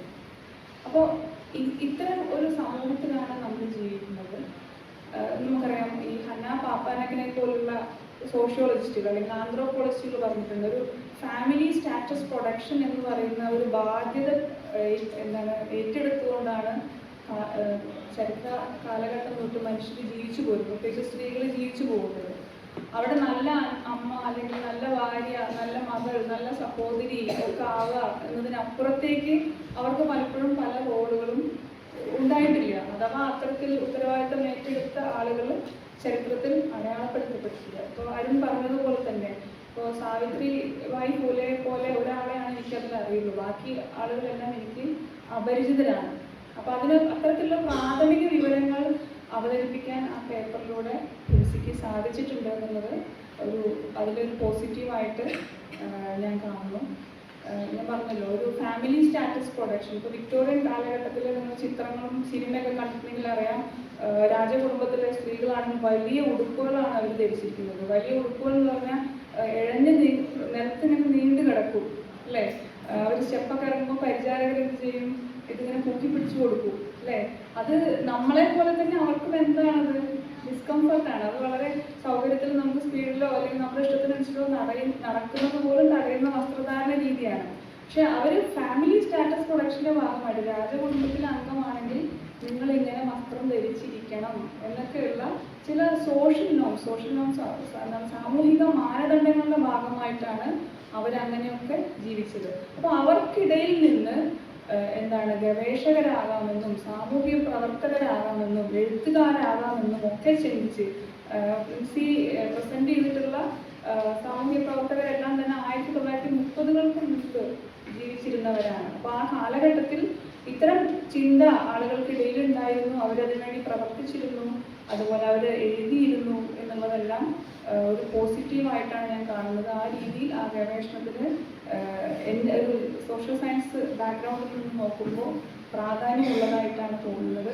പിന്നെ അതിൻ്റെ മെത്തഡോളജിയെ സംബന്ധിച്ച് എന്തെങ്കിലും പറയാനുള്ള അറിവ് എനിക്കില്ല. ശശിമാഷെല്ലാം അതിനെക്കുറിച്ച് പറഞ്ഞതാണ്. എനിക്ക് തോന്നിയൊരു കാര്യം, ഉറവിടങ്ങളുടെ ഇത് മാഷ് പറഞ്ഞു, അത് ഉറവിടങ്ങൾ സ്രോതസ്സുകൾ അതിൽ പറയുന്നതിൽ കുറച്ച് പ്രശ്നങ്ങൾ ഉണ്ടായിട്ടുണ്ട് എന്ന് ആ പേപ്പർ നോക്കിയപ്പോൾ എനിക്ക് തോന്നിയിട്ടുണ്ടായിരുന്നു. മറ്റൊന്ന്, രണ്ടാമതായിട്ട് അവതരിപ്പിച്ച പേപ്പർ സുനിഷ അവതരിപ്പിച്ച റിട്രാക്ഷനിൽ കുരുങ്ങുന്ന ഇന്ത്യൻ ഗവേഷണം. പലപ്പോഴും പ്രസിദ്ധീകരണം എന്ന് പറയുന്നത് വളരെ സമ്മർദ്ദം ചെലുത്തി അല്ലെങ്കിൽ അതൊരെന്തോ ഒരു സാങ്കേതികതയ്ക്ക് വേണ്ടി ചെയ്യുന്ന രീതിയിലാണ് ഇന്നത്തെ കാലത്ത് ഗവേഷണ ലോകത്ത് നടന്നുകൊണ്ടിരിക്കുന്നത്. ജൂനിയർ ആയിട്ടുള്ള ഒരു അധ്യാപിക എന്ന നിലയിലും അല്ലെങ്കിൽ അടുത്ത കാലത്ത് ഗവേഷണം കഴിഞ്ഞ ഒരു ഗവേഷക എന്ന നിലയിലും ഞാൻ ഉൾപ്പെടെയുള്ള ആളുകൾ, അക്കാദമിക് ലോകത്തുള്ള ആളുകൾ ഇത് നേരിടുന്നുണ്ട്. സത്യത്തിൽ എങ്ങനെയാണ് പ്രസിദ്ധീകരണങ്ങൾ ഉണ്ടാകേണ്ടത്? പ്രസിദ്ധീകരണം തീർച്ചയായിട്ടും ഉണ്ടാകേണ്ടത് ഗവേഷണത്തെ അടിസ്ഥാനമാക്കിയിട്ടാണ്. നമ്മൾ കൃത്യമായിട്ട് ഗവേഷണം ചെയ്യുമ്പോൾ മാത്രമേ നമ്മൾക്ക് അതിൻ്റെ ഉപോൽപ്പന്നം എന്നുള്ള രീതിയിൽ വളരെ ക്വാളിറ്റിയുള്ള പ്രസിദ്ധീകരണങ്ങൾ ഉണ്ടാക്കാൻ കഴിയുകയുള്ളൂ. അല്ലാതെ നമ്മൾക്ക് കൃത്യമായിട്ട് ഈ വർഷത്തിൽ നമുക്ക് 3 പ്രസിദ്ധീകരണം വേണം അല്ലെങ്കിൽ 2 വർഷം കൊണ്ട് നമുക്ക് 6 പ്രസിദ്ധീകരണം വേണം എന്ന് പറയുമ്പോൾ നമ്മൾക്ക് ഉണ്ടാക്കാൻ കഴിയുന്ന ഒന്നല്ല എന്ത് ഗവേഷണ പ്രസിദ്ധീകരണങ്ങൾ. അപ്പോൾ ഇതിൻ്റെ പശ്ചാത്തലത്തിൽ ഏറ്റവും കാര്യക്ഷമമായി നടക്കേണ്ടത് ഗവേഷണങ്ങളാണ്. പിന്നെ സുനീഷ നമ്മളുടെ മുന്നിൽ അവതരിപ്പിച്ച പ്രശ്നം റിട്രാക്ഷനാണ്, പിൻവലിക്കലാണ് അല്ലേ. ഓൾറെഡി പ്രസിദ്ധീകരിച്ച ഭാഗങ്ങൾ പിൻവലിക്കുന്നു. അപ്പൊ അതിനകത്ത് എനിക്ക് ഒരു പ്രശ്നമായി തോന്നിയത്, ഇതിനു മുൻപ് ഒരുപാട് ഘട്ടങ്ങളിലൂടെ കടന്നു വരുന്ന ഒരു പ്രബന്ധമാണ് എന്ത് ചെയ്യുന്നത്, പ്രസിദ്ധീകരിക്കപ്പെടുന്നത്. അപ്പൊ അതിന്റെ കൂടെ തന്നെ ഈ റിട്രാക്ഷനെ പോലെ തന്നെ നമ്മൾ ശ്രദ്ധിക്കേണ്ട മറ്റൊരു ഘടകമാണ് ഇതിന്റെ റിവ്യൂ പ്രോസസ്സ് അല്ലെ. റിവ്യൂ പ്രോസസ്സ് കൃത്യമായി നടക്കുകയാണെങ്കിൽ പലപ്പോഴും എന്തിന്റെ ആവശ്യം ഉണ്ടാവില്ല, റിട്രാക്ഷൻ്റെ ആവശ്യം ഉണ്ടാവില്ല. അപ്പോൾ റിവ്യൂ പ്രോസസ്സുകൾക്ക്, പിയർ റിവ്യൂ പ്രോസസ്സുകൾക്ക് എന്താണ് സംഭവിക്കുന്നത് എന്നതുകൂടി ഇതിനെ പരിശോധിക്കപ്പെടേണ്ടതാണ്. മറ്റൊന്ന്, സുനീഷയുടെ പേപ്പറിനകത്ത് കൂട്ടിച്ചേർക്കാവുന്നതായിട്ട് എനിക്ക് തോന്നിയത്, സുനീഷ് അവതരിപ്പിച്ച ഡാറ്റയെല്ലാം ഞാൻ പരിശോധിച്ചിട്ടുണ്ട്. കാരണം എനിക്ക് പ്രാഥമികമായിട്ട് താല്പര്യമുള്ള വിഷയങ്ങൾ സ്റ്റാറ്റിസ്റ്റിക്സ് ഒക്കെയാണ്. അപ്പോൾ ഞാൻ അതിൻ്റെ ഡാറ്റയെല്ലാം കൃത്യമായിട്ട് പരിശോധിച്ചിട്ടുണ്ടായിരുന്നു. അപ്പോൾ എനിക്കത് തോന്നിയൊരു കാര്യം, പലപ്പോഴും ഇത് പ്രസിദ്ധീകരിക്കുന്ന ഭാഷ ഒരു വിഷയമാണ്. ഇംഗ്ലീഷിൽ പ്രസിദ്ധീകരിച്ചിട്ടുള്ളവയായിരിക്കും ആ റാങ്കിങ്ങിനകത്ത് വന്നിട്ടുണ്ടാവുക, അല്ലേ? അപ്പോൾ നമുക്കറിയാം മലയാളത്തിൽ പ്രസിദ്ധീകരിക്കപ്പെടുന്ന പലതും ഈ തരത്തിലുള്ള വിശകലനങ്ങൾക്ക് വിധേയമാകുന്നില്ല. നമുക്ക് കിട്ടുന്ന റാങ്കിങ് എന്ന് പറയുന്നതും റിട്രാക്ഷൻ്റെ കണക്ക് എന്ന് പറയുന്നതും എല്ലാം തന്നെ എന്താണ്, ഇംഗ്ലീഷിൽ പ്രസിദ്ധീകരിക്കുന്നവയെ സംബന്ധിച്ചിടത്തുള്ളതാണ്. അപ്പോൾ പ്രത്യേകിച്ച് മലയാള സർവകലാശാലയിൽ ജോലി ചെയ്യുന്ന ഒരാൾ എന്ന രീതിയിൽ ഇവിടെയുള്ള ഗവേഷകർ, വിദ്യാർത്ഥി സമൂഹം, ഇവരെല്ലാം കൂടുതലായിട്ട് എഴുതുന്നത് എന്തിനാണ്, നമ്മുടെ മാതൃഭാഷയായിട്ടുള്ള മലയാളത്തിലാണ്. അപ്പോൾ ഈ പ്രാദേശിക ഭാഷകളിൽ ഇന്ത്യയിലെ കണക്ക് എന്ന് പറയുമ്പോൾ ഇന്ത്യയിൽ ഇംഗ്ലീഷിൽ വന്ന പ്രബന്ധങ്ങളുടെ കണക്കായിരിക്കും അതിലുണ്ടാവുക. പക്ഷെ ഇംഗ്ലീഷിലല്ലാതെ ധാരാളം പ്രസിദ്ധീകരണങ്ങൾ ഉണ്ടാകുന്നുണ്ട്. അപ്പോൾ അതിൻ്റെ കണക്കുകൾ കൂടി നമുക്ക് ഇതിനകത്ത് ഉൾപ്പെടുത്തിയാൽ മാത്രമേ ഇതിൽ കൃത്യമായിട്ടുള്ള ഒരു ചിത്രം ഉണ്ടാവുകയുള്ളൂ. മറ്റൊന്ന്, ഇതിൽ ഡാറ്റ സോഴ്സായിട്ട് ഒരു സോഴ്സ് മാത്രമാണ് ഉപയോഗിച്ചിട്ടുള്ളത്, അല്ലേ? പ്രധാനമായിട്ടും ഒരു ഡാറ്റ സോഴ്സ് ഉപയോഗിച്ചിട്ടാണ് ചെയ്തിട്ടുള്ളത്. എനിക്ക് തോന്നുന്നത് ഈ മേഖലയിൽ ഒന്നിലധികം ഡാറ്റ സോഴ്സുകൾ കിട്ടാൻ സാധ്യതയുണ്ട്. അപ്പോൾ തീർച്ചയായിട്ടും അതുകൂടി ഉൾപ്പെടുത്തിയിട്ട് വേണം ഈ കാര്യങ്ങളുടെ അനാലിസിസിലേക്ക് കടന്നു. എനിക്ക് തോന്നുന്നു നിങ്ങൾ ഗവേഷണത്തിൻ്റെ തുടക്കത്തിലായിരിക്കും, അപ്പോൾ നിങ്ങൾക്ക് സമയം ഉണ്ടാവും ഇക്കാര്യങ്ങളൊക്കെ ചെയ്യാൻ. മറ്റൊന്ന്, ഇത് ടേബിളൊക്കെ ആയിട്ട് പ്രസൻറ്റ് ചെയ്യുമ്പോൾ പലപ്പോഴും ഒറ്റ ടേബിളിൽ ഒതുക്കാവുന്ന കാര്യങ്ങളൊക്കെ ഒന്നിലധികം ടേബിളുകളായിട്ട് ചെയ്തിട്ടുണ്ട്. അതിൻ്റെ ആവശ്യമില്ല. പിന്നെ നമ്മൾ കറക്റ്റ് ആ ഡാറ്റ അങ്ങനെ കൊടുക്കുന്നതിന് പകരം ശതമാനക്കണക്കിലൊക്കെ കൊടുക്കുകയാണെങ്കിൽ കുറച്ചുകൂടി അത് വായിക്കുന്ന ആളുകൾക്ക്, വളരെ സാധാരണക്കാരായിട്ടുള്ള ആളുകൾക്ക് പോലും അത് മനസ്സിലാകും. അപ്പോൾ ഉദാഹരണത്തിന് ഇന്ത്യയിലെ പ്രസിദ്ധീകരണങ്ങൾ, അല്ലെ, നിങ്ങൾ എന്താണ് സംസ്ഥാന അങ്ങനത്തെ ഏതാണ് നിങ്ങളുടെ അടിസ്ഥാനം, അതിനനുസരിച്ച് കൊടുക്കുന്നു. അതിന് എത്ര എണ്ണം എന്തായി തൊട്ടടുത്ത കോളത്തിൽ തന്നെ നമുക്ക് എന്ത് കൊടുക്കാം, എത്ര എണ്ണമാണ് ഈ രീതിയിൽ റിട്രാക്ട് ചെയ്യപ്പെട്ടിട്ടുള്ളത്, അല്ലെങ്കിൽ എത്ര സൈറ്റേഷൻ കിട്ടി, ഇതെല്ലാം നമുക്ക് എന്ത് ചെയ്താൽ മതി, ഒരു സിംഗിൾ ടേബിളിൽ കൊടുത്താൽ മതി. അപ്പോൾ അത് വായിക്കുന്ന ആളുകൾക്കും അവതരിപ്പിക്കുന്ന ആളുകൾക്കും ഇതെന്താവും, കുറച്ചുകൂടി എളുപ്പമായിരിക്കും. പിന്നെ ഈ ഗവേഷണത്തിനകത്ത് നടക്കുന്ന പ്രശ്നങ്ങൾ എന്ന് പറയുന്നത് വലിയ രീതിയിൽ അക്കാദമിക ലോകത്താണെങ്കിലും പ്രായോഗികമായിട്ടുള്ള ലോകത്താണെങ്കിലും ചർച്ച ചെയ്യപ്പെടുന്ന ഒന്നാണ്. നമ്മൾ ശ്രദ്ധിച്ചു കഴിഞ്ഞാൽ അറിയാം, ഏറ്റവും കൂടുതൽ ഈ ഡാറ്റ മാനിപ്പുലേഷൻ എന്ന് പറയുന്ന സംഗതി നടക്കുന്നത് മെഡിക്കൽ സയൻസിനകത്തും ശാസ്ത്രത്തിനകത്തുമാണ്. നിങ്ങൾ ആലോചിച്ച് നോക്കൂ, മെഡിക്കൽ സയൻസിനകത്ത് ഡാറ്റ മാനിപ്പുലേഷൻ നടന്ന ഒരു ഗവേഷണ ഫലം നമ്മൾ പ്രയോഗത്തിൽ വരുത്തുമ്പോൾ ഒരു സമൂഹത്തെ മൊത്തത്തിലാണ് അത് ബാധിക്കുന്നത്, അല്ലെ? നമ്മൾ ഗവേഷണ നൈതികത എന്നൊക്കെ പറയുന്നത് വലിയ രീതിയിൽ പ്രശ്നമാക്കിക്കൊണ്ടാണ് ഇത്തരം പ്രവണത ഈ മേഖലകളിലുള്ളത്. മറ്റൊന്ന്, ഈ ഗവേഷണ കോൺക്ലേവിന്റെ ഭാഗമായിട്ട് വിദ്യാർത്ഥികൾ പറഞ്ഞു വെച്ചിട്ടുണ്ട്, എന്തുകൊണ്ട് സോഷ്യൽ സയൻസ്, ഞാനിപ്പോൾ പറഞ്ഞപ്പോഴും ശാസ്ത്രത്തിന്റെ ഉദാഹരണമാണ് പറഞ്ഞത്, അല്ലെ? സോഷ്യൽ സയൻസിലും അതുപോലെ ഭാഷാ വിഷയങ്ങളും ഗവേഷണം ചെയ്യുന്നത് എന്തിനാണ് എന്നുള്ളൊരു തർക്കം തന്നെ നിലനിൽക്കുന്നുണ്ട്. അവിടെ പലപ്പോഴും ക്വാളിറ്റി ചെക്കിങ്ങിന്റെ കാര്യത്തിലും ഈ പിന്നിലേക്ക് പോക്ക് ഉണ്ട്. അവിടെ നമ്മൾ ഉള്ളൊരു പ്രശ്നം, ഒരു എന്തിനാണ് ശരിക്കും സോഷ്യൽ സയൻസിലാണെങ്കിലും ഭാഷാ വിഷയങ്ങളിലുമുള്ള ഗവേഷണ ഫലങ്ങൾ എവിടെയാണ് ഉപയോഗിക്കേണ്ടത്? തീർച്ചയായിട്ടും അത് ഗവേണൻസിനകത്താണ്, ഭരണനിർവഹണത്തിനകത്താണെങ്കിൽ പോളിസി ലെവലിലാണ് ഇത്തരം ഗവേഷണ ഫലങ്ങൾ ഉപയോഗിക്കേണ്ടത്. പക്ഷേ ഇന്ത്യയെ പോലുള്ള പല രാഷ്ട്രങ്ങളിലും ഇത്തരം മേഖലയിലുള്ള ഗവേഷണ ഫലങ്ങൾ കൃത്യമായിട്ട് പ്രയോജനപ്പെടുത്തുന്നതിൽ നമ്മൾ പരാജയപ്പെടുന്നു. TV സജീവിൻ്റെ എല്ലാവർക്കും ഇടമുള്ള ഭൂഘടന എന്ന് പറയുന്ന പുസ്തകം ഇറങ്ങിയിട്ടുണ്ട്. അപ്പം അതിൽ കൃത്യമായിട്ട് പറയുന്നുണ്ട് എന്തുകൊണ്ട് പലപ്പോഴും കയ്യേറ്റം എന്നുള്ളത്, ഭൂമി കയ്യേറ്റം എന്നുള്ളത് ഒരു വലിയ രാഷ്ട്രീയ പ്രശ്നമായിട്ട് മാറും. പക്ഷെ അതിൻ്റെ ഭാഗമായി ഉണ്ടാകുന്ന കാലാവസ്ഥാ വ്യതിയാനം എന്തായി മാറുന്നില്ല, ഒരു രാഷ്ട്രീയ പ്രശ്നമായിട്ട് മാറുന്നില്ല. അപ്പോൾ ഗവേഷണ ഫലങ്ങൾ, ശാസ്ത്രവും ഗവേഷണ ഫലങ്ങളും നമ്മുടെ ഭരണനിർവഹണ പ്രക്രിയയിൽ, അവിടെയാണ് സോഷ്യൽ സയൻസും ഭാഷ അതുപോലെ മാനവിക വിഷയങ്ങളിൽ ഗവേഷണം നടത്തുന്ന വിദ്യാർത്ഥികൾക്ക് കോൺട്രിബ്യൂട്ട് ചെയ്യാനുള്ളത് അവിടെയാണ്. അപ്പോൾ അവിടെ നിലനിൽക്കുന്ന ഒരു വിടവാണ് ഇത്തരത്തിൽ ആ മേഖലയിലുള്ള ഗവേഷണത്തിൽ ഇത്തരത്തിലുള്ള ഗുണപരമായിട്ടുള്ള പരിശോധനകളിലേക്ക് കുറവിൻ്റെ കാരണമായിട്ട് എനിക്ക് തോന്നുന്നത്. അപ്പോൾ ഇത് തികച്ചും എൻ്റെ ഗവേഷണ പശ്ചാത്തലത്തിൽ നിന്നും എൻ്റെ വായനയിൽ നിന്നൊക്കെയുള്ള വളരെ പരിമിതമായിട്ടുള്ള നിരീക്ഷണങ്ങളാണ്. തീർച്ചയായിട്ടും ഇത് ഗവേഷകർക്ക് അവരുടെ പ്രബന്ധം വികസിപ്പിക്കുന്നതിനും മറ്റും അവരുടെ ഗവേഷണം മുന്നോട്ട് കൊണ്ടുപോകുന്നതിനും സഹായിക്കുമെന്ന് പ്രതീക്ഷിക്കുന്നു.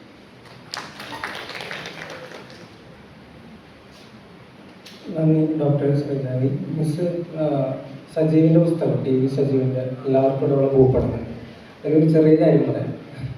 അതായത് ടി വി സജീവ് PG വനഗവേഷണ കേന്ദ്രത്തിലെ സയൻറ്റിസ്റ്റാണ്. അപ്പോൾ സജീവിൻ്റെ അടുത്തേക്ക് ഒരു റിസർച്ച് സ്റ്റുഡൻറ്റ് വരുന്നു. അവർ തൃശ്ശൂർ ജില്ലയിൽ തന്നെയുള്ള മറ്റൊരു ക്യാമ്പസിലെ റിസർച്ച് സെൻറ്ററിലെ ഗവേഷകരാണ്. അപ്പോൾ ഒരു അനുമതിക്ക് വേണ്ടിയിട്ടാണ് വരുന്നത്. അതായത് അവിടുത്തെ വനം ഒന്ന് ഉപയോഗിക്കണം, അവിടുത്തെ കാട്ടുപൂക്കളെ കുറിച്ച് പഠിക്കുകയാണ് അവർ ചെയ്യുന്നത്. ബോട്ടണിയാണ് അവരുടെ ഏരിയ. കാട്ടുപൂക്കളുടെ വൈവിധ്യം ഇതൊക്കെയാണ് അവരുടെ വിഷയം. അപ്പോൾ അവർ ചെല്ലുന്നു, പഠിച്ച ഒരു 6 മാസത്തെ ഒരു പീരീഡ് കംപ്ലീറ്റ് ചെയ്യുമ്പോൾ അതിലെ ഷഡ്പദങ്ങൾ വരുന്ന മറ്റ് സൂക്ഷ്മജീവികൾ ഇതിലേക്ക് അവരുടെ ശ്രദ്ധ മാറുന്നുണ്ട്. സ്വാഭാവികമായിട്ടും അങ്ങനെയുള്ള ഒരു വ്യതിയാനം റിസർച്ചിൽ സംഭവിക്കാവുന്നതാണ്. ഇവർ നല്ല ഔട്ട്പുട്ടൊക്കെ ഉണ്ടാക്കുന്നു, തിരിച്ച് ഇവരുടെ റിസർച്ച് സെൻറ്ററിലേക്ക് പോകുന്നു, ബോട്ടണി ഡിപ്പാർട്ട്മെൻറ്റിലേക്ക് ചെല്ലുന്നു. അപ്പോൾ അവർ ഗൈഡ് പറയുന്നത് ഇത് ബോട്ടണി ഡിപ്പാർട്ട്മെൻറ്റാണ്, സുവോളജി ഡിപ്പാർട്ട്മെൻ്റ് അല്ല എന്നുള്ളതാണ്. അപ്പോൾ മിസ് തന്നെ സൂചിപ്പിച്ച് ഈ ഒരു പിയർ റിവ്യൂ എന്ന് പറയുന്നത് ഒരു ഗേറ്റ് കീപ്പിംഗ് കൂടിയാണ്. അതായത് അതിർത്തികാർക്കാം, അങ്ങനെ പടന്മാരെ പോലെ അതിർത്തിയാക്കി മറ്റ് ഇന്റർഡിസിപ്ലിനറി ആയിട്ടുള്ള ഇടപെടലുകളെ പരമാവധി ഇങ്ങനെ ഒഴിവാക്കാം. കാരണം അത്രയും സങ്കീർണത അന്വേഷണങ്ങളിൽ അറിവന്വേഷണങ്ങളിൽ പാടില്ല. എളുപ്പക്രിയകൾ അല്ലെങ്കിൽ പോംവഴികളിലൂടെ എളുപ്പത്തിൽ ക്രിയ ചെയ്യാനാണ് നമുക്ക് താല്പര്യം. അപ്പോൾ അടുത്തൊരു ഇതിനോട് അവസാനമായിട്ട് കമൻറ്റ് ചെയ്യാൻ വേണ്ടി രതീഷ് ശങ്കരൻ, അദ്ദേഹം സാഹിത്യ പഠന വിഭാഗത്തിലെ അധ്യാപകനാണ്, വിമർശകൻ, കഥാകൃത്ത്. അദ്ദേഹം ഇന്ത്യൻ സാംസ്കാരിക ദേശീയതയും മലയാള വിമർശവും എന്നൊരു ടൈറ്റിലാണ് PhD ചെയ്തിരിക്കുന്നത്. പൊതുവെ ദേശീയത, സാഹിത്യം, സിനിമ എന്നീ ഏരിയകളാണ് അദ്ദേഹത്തിൻ്റെ ഇൻട്രസ്റ്റഡ് ഏരിയ. അപ്പോൾ ഇതിനോട് കമൻറ്റ് ചെയ്യാൻ, 2 പേപ്പറിനോട് കമൻറ്റ് ചെയ്യാൻ അവസാന ഒരു കാര്യത്തിനായിട്ട് മാഷ്.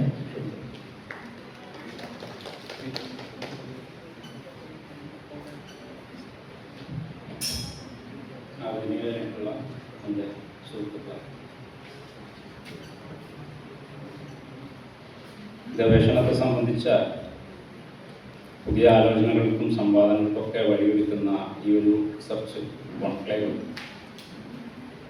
സർവകലാശാലയെ സംബന്ധിച്ചിടത്തോളം വളരെ പരമപ്രധാനമായിട്ടുള്ള ഒന്നായിട്ട് കാണുന്നു. കാരണം ഗവേഷണം എന്നുള്ളത് കേവലം വൈയക്തികമായിട്ടുള്ള നേട്ടങ്ങൾക്കുപരിയായിട്ട് നമ്മളുടെ ഒരു സാമൂഹിക ജീവിതത്തെ നിരന്തരം സാമൂഹിക ജീവിതത്തോട് പ്രതിഫലിപ്പിക്കുന്ന ഒന്നായി മാറേണ്ടുന്ന സാഹചര്യം ഇന്ത്യൻ രാഷ്ട്രീയ കാലാവസ്ഥയിൽ വളരെ പ്രബലമായി നിലനിൽക്കുന്നു. എന്തായാലും ഇവിടെ അവതരിപ്പിക്കപ്പെട്ട പ്രബന്ധങ്ങളെ മുൻനിർത്തിക്കൊണ്ട് അതിൻ്റെ സാധ്യതകളെയും പരിമിതികളെയും ഒന്ന് എൻറിച്ച് ചെയ്യാനുള്ള കാര്യമാണ് എന്നോട് അരുണ് പറഞ്ഞിട്ടുള്ളത്. ഞാനൊരിക്കലും ഒരു വിഷയ വിദഗ്ധനല്ല. ഇവിടെ അവതരിപ്പിച്ച ഈ പ്രബന്ധകാരെ പോലെ തന്നെ കൂടുതൽ അറിവന്വേഷിക്കുകയും ഒരുപാട് പരിമിതികളൊക്കെ ഉള്ള ഒരാളാണ്. പക്ഷേ ഈ ഒരു വിഷയത്തെ സംബന്ധിച്ച് ചില നിരീക്ഷണങ്ങൾ മാത്രം പങ്കുവെക്കുക, പറയുക എന്നുള്ളത് മാത്രമാണ് എൻ്റെ ഒരു കർത്തവ്യം എന്ന് ഞാൻ മനസ്സിലാക്കുന്നു. ഈ ആദ്യത്തെ പ്രബന്ധം എൻസി ക്രിസ്റ്റീനയുടെ ജാതി വിമർശത്തിൻ്റെ പിൻവഴികൾ എന്നുള്ള ഈ പ്രബന്ധത്തെ മുൻനിർത്തിക്കൊണ്ട് ശശിമാഷ് വളരെ കൃത്യമായിട്ട് സൂചിപ്പിച്ചു. വിമർശം എന്നുള്ള ഒരു ആപ്തവാക്യത്തെ യാതൊരു വിധത്തിൽ തൃപ്തിപ്പെടുത്തുന്നില്ല, മറിച്ച് അപരിചിതമായിട്ടുള്ള ചില വിഷയങ്ങളെ നമുക്ക് മുന്നിൽ മുഖരിതമാക്കി എന്നുള്ള ഒരു ദൗത്യമാണ് അത് നിർവഹിച്ചിട്ടുള്ളത്. അതിലും ഈ സ്രോതസ്സുകളുടെ ചില പ്രശ്നങ്ങളൊക്കെ ചൂണ്ടിക്കാണിച്ചുകൊണ്ട് മാഷ് പറയുകയുണ്ടായി. എല്ലാവരും പല രീതിയിൽ പറഞ്ഞ പോലെ തന്നെ പുതിയൊരു വിവരങ്ങൾ ആ മേഖലയിൽ വലിയ ഗ്രാഹ്യമില്ലാത്ത ആളുകളെ സംബന്ധിച്ചോളം പുതിയ അറിവുകൾ നൽകി എന്നുള്ള നിലക്ക് ആ ഒരു പ്രബന്ധത്തെ പരിപൂർണമായിട്ട് റദ്ദാക്കാനും ഞാൻ തയ്യാറല്ല. പക്ഷെ ഇതിനകത്ത് പ്രയോഗിച്ചിട്ടുള്ള ഒരു കീവേഡ് തന്നെ എടുത്ത് നോക്കുമ്പോൾ ഉപസംസ്കൃതി എന്നുള്ള ഒരു കീവേഡ് എടുത്തിട്ടാണ് ഇതിനെ കുറെ കൂടി ബലപ്പെടുത്താൻ ശ്രമിച്ചിട്ടുള്ളത്. ഉപസംസ്കൃതി എന്ന് പറയുന്ന ഒന്ന്. ഉപ എന്ന് പറയുന്നത് ഒരു സബ്ബാണ്, ഒരു സമാന്തര സ്വഭാവമാണ്. അതൊരിക്കലും മുഖ്യധാരയല്ല. അതൊരു സംസ്കൃതിയോട് ചേർന്ന് നിൽക്കുന്ന അതിനൊരു അരിക് സ്വഭാവം ഉണ്ട് എന്നുള്ളതാണ്. യാതൊരു കാരണവശാലും നാം ഇത്തരത്തിലുള്ള ഒരു കേന്ദ്ര പ്രമേയം അവതരിപ്പിക്കുമ്പോൾ ഈ ഉപസംസ്കൃതി എന്നുള്ള ഒരു കീവേഡ് ഉപയോഗിച്ചുകൊണ്ട് അത് അവതരിപ്പിക്കരുത്. കാരണം അതൊരു ബഹുസംസ്കൃതിയാണ്. അതാണ് സംസ്കൃതി, അതാണ് മുഖ്യധാര.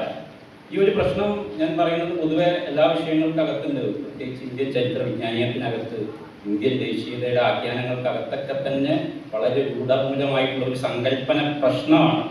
അതായത് നമ്മളിപ്പോൾ ദേശീയം എന്ന് പറഞ്ഞുകൊണ്ട് നമ്മൾ സമരങ്ങളെല്ലാം അടയാളപ്പെടുത്തിയത്, അതായത് ഇന്ത്യൻ സ്വാതന്ത്ര്യ സമരത്തെക്കുറിച്ച് അടയാളപ്പെടുത്തുമ്പോൾ ഗാന്ധി മുതലായിട്ടുള്ള ദേശീയ നേതാക്കൾ മുന്നോട്ട് വെച്ചിട്ടുള്ള സമരങ്ങളൊക്കെ തന്നെയും ദേശീയ സമരങ്ങൾ. അത് ക്വിറ്റ് ഇന്ത്യ സമരമാവട്ടെ അല്ലെങ്കിൽ ഉപ്പു സത്യാഗ്രഹം ആകട്ടെ, ഇതെല്ലാം ദേശീയ സമരങ്ങൾ. എന്നാൽ കുറെ കൂടി ഇന്ത്യ എന്നുള്ള ഒരു രാഷ്ട്രത്തെ ആഭ്യന്തരമായിട്ട് നവീകരിക്കുന്ന, അടിസ്ഥാനപരമായിട്ടുള്ള പൗരാവകാശങ്ങളെ മുൻനിർത്തിക്കൊണ്ട് നടക്കാനുള്ള, വസ്ത്രം ധരിക്കാനുള്ള, വെള്ളം കുടിക്കാനുള്ള, സ്വാതന്ത്ര്യത്തിനു വേണ്ടിയിട്ട് ഒരു ജനത നടത്തിയിട്ടുള്ള മുഴുവൻ സമരങ്ങളും, ആ സമരങ്ങളിലൂടെയാണ് ഇന്ത്യ എന്നുള്ള ഒരു രാഷ്ട്രം പുലരികൊള്ളുന്നത്. അങ്ങനെയാണ് ഇത് പിറവികൊള്ളുന്നത്. അതെല്ലാം ദേശീയമല്ല. അത് ദേശീയത്തിന്റെ അപരമായിട്ട് ചേർന്ന് കിടക്കുന്ന കേവലം പ്രാദേശികമായിട്ടുള്ള സമരങ്ങൾ, സാമുദായികമായിട്ടുള്ള ചലനങ്ങൾ. ആ അർത്ഥത്തിലാണ് നമ്മളുടെ ഇന്ത്യൻ ചരിത്ര വിജ്ഞാനിയും ഇന്ത്യൻ ദേശീയതയുടെ ആഖ്യാനങ്ങളൊക്കെ തന്നെയും അത്തരം സങ്കല്പനങ്ങളാണ് നമ്മൾക്ക് മുന്നിൽ അവതരിപ്പിച്ചിട്ടുള്ളത്. അതുകൊണ്ട് സങ്കല്പനങ്ങളെ പൊളിച്ചെഴുതുക, വളരെ വിമോചനാത്മകമായിട്ട് പുതിയ സങ്കല്പനങ്ങളെ നിർമ്മിക്കുക എന്നുള്ള പ്രക്രിയയിൽ ഗവേഷകർ വളരെ യാതൊരു ഉപാധികളും ഇല്ലാതെ ഇടപെടണം എന്നുള്ള, അവിടെയാണ് നമ്മൾ വിമർശനം നടത്തിയിട്ടുള്ള ഒരു പ്രക്രിയ പരിപൂർണ്ണമാവുള്ളൂ. അത് ആ ഒരു അർത്ഥവാക്യത്തോട് നാം നീതി പുലർത്തുകയും. അപ്പോൾ അത്തരത്തിലുള്ള ഈ പ്രശ്നത്തിൽ തന്നെ തുടങ്ങുമ്പോൾ ഈ 18ാം നൂറ്റാണ്ട് എന്ന് പറയുന്നത് വളരെ സക്രിയമായിട്ടുള്ള ഒരു കാലഘട്ടമാണ്. ഈ അംബേദ്കർ ഒക്കെ വരുന്നതിന് മുമ്പ് തന്നെ ഇന്ത്യയിലുടനീളം ഞാൻ നേരത്തെ പറഞ്ഞ പോലെ ആഭ്യന്തരമായിട്ടുള്ള ജനാധിപത്യ പരിഷ്കരണങ്ങൾ ഇന്ത്യയിൽ ഒട്ടാകെ നടക്കുന്നുണ്ട്, എമ്പാടും നടക്കുന്നുണ്ട്. ഒട്ടനവധിയായിട്ടുള്ള ഇതിൽ തന്നെ പരാമർശിക്കപ്പെടാതെ പോയിട്ടുള്ള ഒട്ടനവധി പേരുകളുണ്ട്. ഇപ്പോൾ കർണാടക കേന്ദ്രീകരിച്ചുകൊണ്ട് ചിറ്റുദുർഗ് എന്നുള്ള ഒരു പ്രദേശത്ത് ശ്രീ മഞ്ചരി എന്ന് പറയുന്ന ഒരു സ്ത്രീയുടെ നേതൃത്വത്തിൽ അവിടുത്തെ ഐത്തജാതി സമൂഹങ്ങളായിട്ടുള്ള വാടയ എന്ന് പറയുന്ന ഒരു വിഭാഗത്തെ മുൻനിർത്തിക്കൊണ്ട് വലിയ തരത്തിലുള്ള പോരാട്ടങ്ങൾ അവിടെ നടത്തുന്നുണ്ട്. അതുപോലെ തന്നെ ഹോളയ എന്ന് പറയുന്ന ഒരു ഐത്തജാതി കമ്മ്യൂണിറ്റി ഈ കർണാടകയിലുണ്ട്. അവരുടെ ക്ഷേമ പ്രവർത്തനങ്ങളെ മുൻനിർത്തിക്കൊണ്ട് അവിടുത്തെ കുട്ടികൾക്ക് വിദ്യാഭ്യാസം കൊടുക്കുക, സ്ത്രീകളെ മുഖ്യധാരയിൽ എത്തിക്കുക എന്നുള്ള പ്രവർത്തനങ്ങളുടെ ഭാഗമായിട്ട് ഇപ്പോൾ കോളാറിലുള്ള എല്ലമ്മ എന്നൊക്കെ പറയുന്ന സ്ത്രീകൾ, ഇങ്ങനെ ഒട്ടനവധിയായിട്ടുള്ള സ്ത്രീകളുടെ ഒരു അദൃശ്യത നമുക്കുണ്ട്. പക്ഷെ അവർ വളരെ പ്രവൃത്തിമുഖമായിട്ട് പലതരത്തിലുള്ള പോരാട്ടങ്ങളിൽ ഏർപ്പെട്ടുകൊണ്ടാണ് നമ്മളുടെ ഒരു ഇന്ത്യ എന്നുള്ള രാഷ്ട്രത്തെ അതിൻ്റെ ഒരു എന്താ പറയുക ഒരു ജനാധിപത്യ സത്തയിലേക്ക് കൊണ്ടുവരാൻ ശ്രമിച്ചിട്ടുള്ള ഇത്തരം പോരാട്ടങ്ങളിലൂടെയാണ്. അപ്പോൾ അതിന് മുന്നോടിയായിട്ടുണ്ട് ഞാൻ ഈ പറഞ്ഞത്. ഈ പ്രബന്ധം അവതരിപ്പിക്കുമ്പോൾ ഇതിനൊക്കെ തന്നെ ഒരു പൂർവാപര ബന്ധങ്ങളുണ്ട്. അപ്പൊ അംബേദ്കറിന് മുമ്പ് എന്ന് പറയുമ്പോൾ അംബേദ്കർ പ്രവേശിക്കുന്നതിന് മുമ്പുള്ള അംബേദ്കറിന്റെ ഒരു കുടുംബം എന്ന് പറയുന്നത് തന്നെ ഈ കബീർ പന്തികളെ പിന്തുടരുന്ന വലിയൊരു പാരമ്പര്യമുള്ള കുടുംബമാണ്. കബീർ പന്തികൾ എന്ന് പറയും. കബീർ അല്ലെങ്കിൽ രവിദാസ് അല്ലെങ്കിൽ തുക്കാറാം അല്ലെങ്കിൽ ബസവണ്ണ ഈ 15ാം നൂറ്റാണ്ടില് ഇന്ത്യക്കകത്ത് വലിയ തരത്തിലുള്ള ഒരു ജ്ഞാന വിപ്ലവം തന്നെ സൃഷ്ടിക്കപ്പെടുന്നുണ്ട്.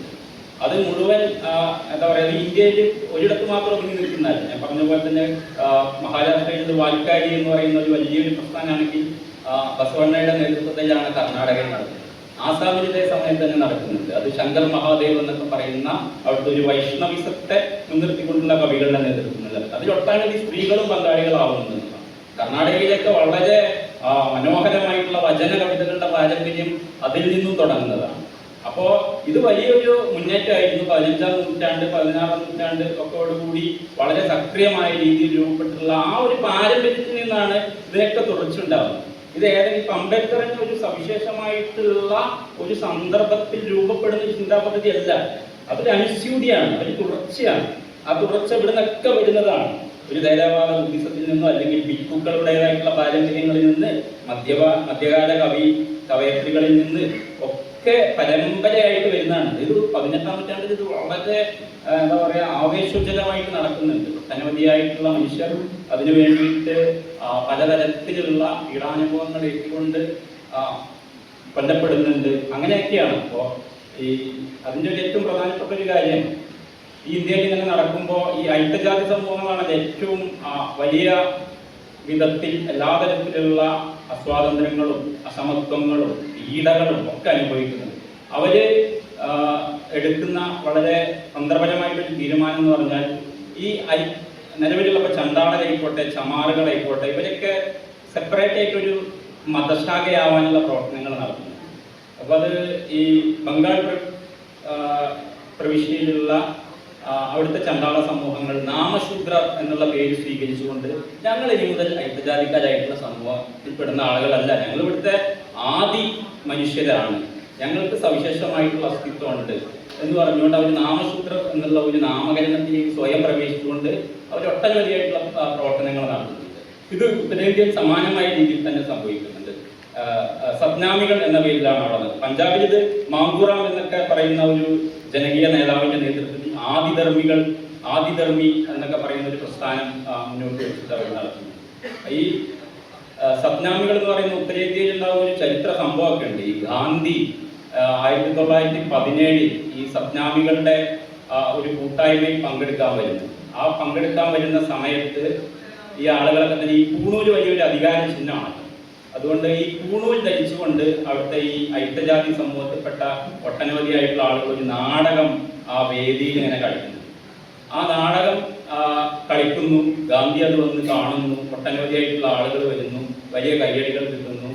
ആ നാടകം തീർന്നയിടൻ തന്നെ തുടർച്ചയായ ദിവസങ്ങളിൽ ഈ പൂണൂല് ധരിച്ച് കളിച്ച ആളുകളുടെ ഒക്കെ ശിരസ് അറുക്കപ്പെടുകയാണ് ചെയ്യുന്നത്. അങ്ങനെ അക്രാമകമായിട്ടുള്ള ഒരു സംഭവം ഇന്ത്യൻ ചരിത്രത്തിൽ. അപ്പോൾ ഞാൻ നേരത്തെ പറഞ്ഞത് ഇതൊക്കെയാണ് യഥാർത്ഥത്തിൽ നാം ദേശീയ സമരങ്ങളെന്ന് വ്യാഖ്യാനിച്ച് ഉറപ്പിച്ചെടുക്കേണ്ടത്. ആ ഉറപ്പിച്ചെടുക്കുന്നതിൻ്റെ ഒരു വലിയ സംഭാവന നൽകുന്ന നിലയ്ക്കാണ് നമ്മൾ തീർച്ചയായിട്ടും ഇത്തരം ഇടപെടലുകളെ നോക്കിക്കാണേണ്ടത്, കൂട്ടിച്ചേർക്കേണ്ടത് എന്നുള്ളതാണ് എനിക്ക് ആമുഖമായിട്ട് പറയാനുള്ളത്. മറ്റൊന്ന്, അംബേദ്കറിനെ തന്നെ പറയുമ്പോൾ അതിനകത്ത് ഞാൻ പറഞ്ഞു, അംബേദ്കർ സവിശേഷമായിട്ടുള്ള ഒരു സന്ദർഭത്തിൽ രൂപപ്പെട്ടതല്ല, മറിച്ച് അതൊരു അനുസ്യൂതിയാണ്.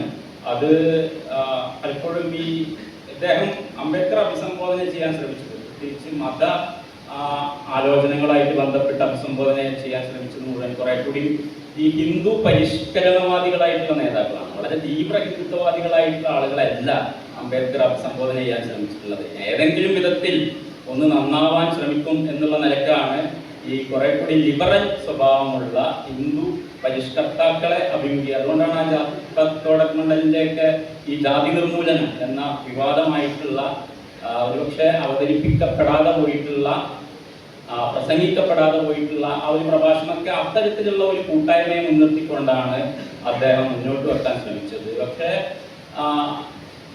അത് എല്ലാവർക്കും ഉൾക്കൊള്ളാൻ തക്കവണ്ണം വിധത്തിലുള്ള ഒന്നായിരുന്നില്ല. കാരണം ഈ മതത്തിനകത്തുള്ള വിശുദ്ധി സങ്കല്പത്തെയാണ് അംബേദ്കർ വിമർശത്തിന്റെ കേന്ദ്രമായിട്ട് മുന്നോട്ട് വെച്ചത്. ഈ വിശുദ്ധി ഇത് പല നിലയ്ക്ക് ഇങ്ങനെ നിലനിൽക്കുന്നതാണ്. അത് പ്രബലമാക്കുന്നത് നമ്മളുടെ ഒരു ബ്രാഹ്മണ സാഹിത്യത്തെ മുൻനിർത്തുക. ബ്രാഹ്മണിസം എന്ന് പറയുന്നത് സാഹിത്യമാണ്, അത് സാഹിത്യാധിഷ്ഠിതമാണ് എന്ന് പറയുകയും അതിൻ്റെ അടിസ്ഥാനത്തിൽ ഈ വിശുദ്ധി സങ്കല്പത്തെ നിരന്തരമായിട്ട് അവമതിക്കുകയും അതിനെ ഡൈനാമിക് വെച്ച് പൊട്ടിക്കുക എന്നുള്ള അർത്ഥത്തിൽ. അതാണ് രാമായണം മഹാഭാരതമൊക്കെ ഈ ഡൈനാമിക് വെച്ച് പൊട്ടിക്കണം എന്ന് പറഞ്ഞാൽ. അത് ഏത് രീതിയിലും ഇങ്ങനെ തിരിച്ച് വന്നുകൊണ്ടിരിക്കും നമ്മുടെ സമൂഹം. ഞാൻ ആദ്യം സൂചിപ്പിച്ചു ഇതിനകത്ത് ഈ പറഞ്ഞ വാൽക്കാരി പോലുള്ള മൂവ്മെന്റുകൾ, ഇത് ബ്രാഹ്മണിക മേൽക്കോയ്മയ്ക്കെതിരെ, ബ്രാഹ്മണിക്കൽ പാട്രിയാർക്കിക്കെതിരെ ഉണ്ടായിട്ടുള്ള വലിയ വിപ്ലവ മുന്നേറ്റങ്ങളാണ്. അതിൽ സ്ത്രീകളുണ്ടായിരുന്നു, ദലിതരുണ്ടായിരുന്നു, ബ്രാഹ്മണര് തന്നെ ഉണ്ടായിരുന്നു. അങ്ങനെയുള്ള വലിയ ഒരു പൊതുസമൂഹത്തിന്റെ, ഒരു ബഹുജന സമൂഹത്തിന്റെ വലിയൊരു ഉത്കർഷയിലാണ് അത്തരം മൂവ്മെന്റുകളൊക്കെ ഇന്ത്യയിൽ രൂപപ്പെട്ടത് എങ്കിൽ പിന്നീട് ഈ പ്രസ്ഥാനങ്ങളൊക്കെ ഇപ്പെടുത്ത് നോക്കിയാൽ മതി. ഈ കബീർബന്ദികളൊക്കെ വലിയ രീതിയിൽ RSS വൽക്കരിക്കപ്പെട്ടു. വാൽക്കാരി എന്നുള്ളതൊക്കെ BHPയുടെ പൂർണ്ണ നിയന്ത്രണത്തിലായി. കർണാടകയിലെ ലിംഗായത്തുകൾ എന്ന് പറഞ്ഞാൽ അതൊക്കെ BJPയുടെ ഒരു അണ്ടറിലായി മാറിയിരുന്നു.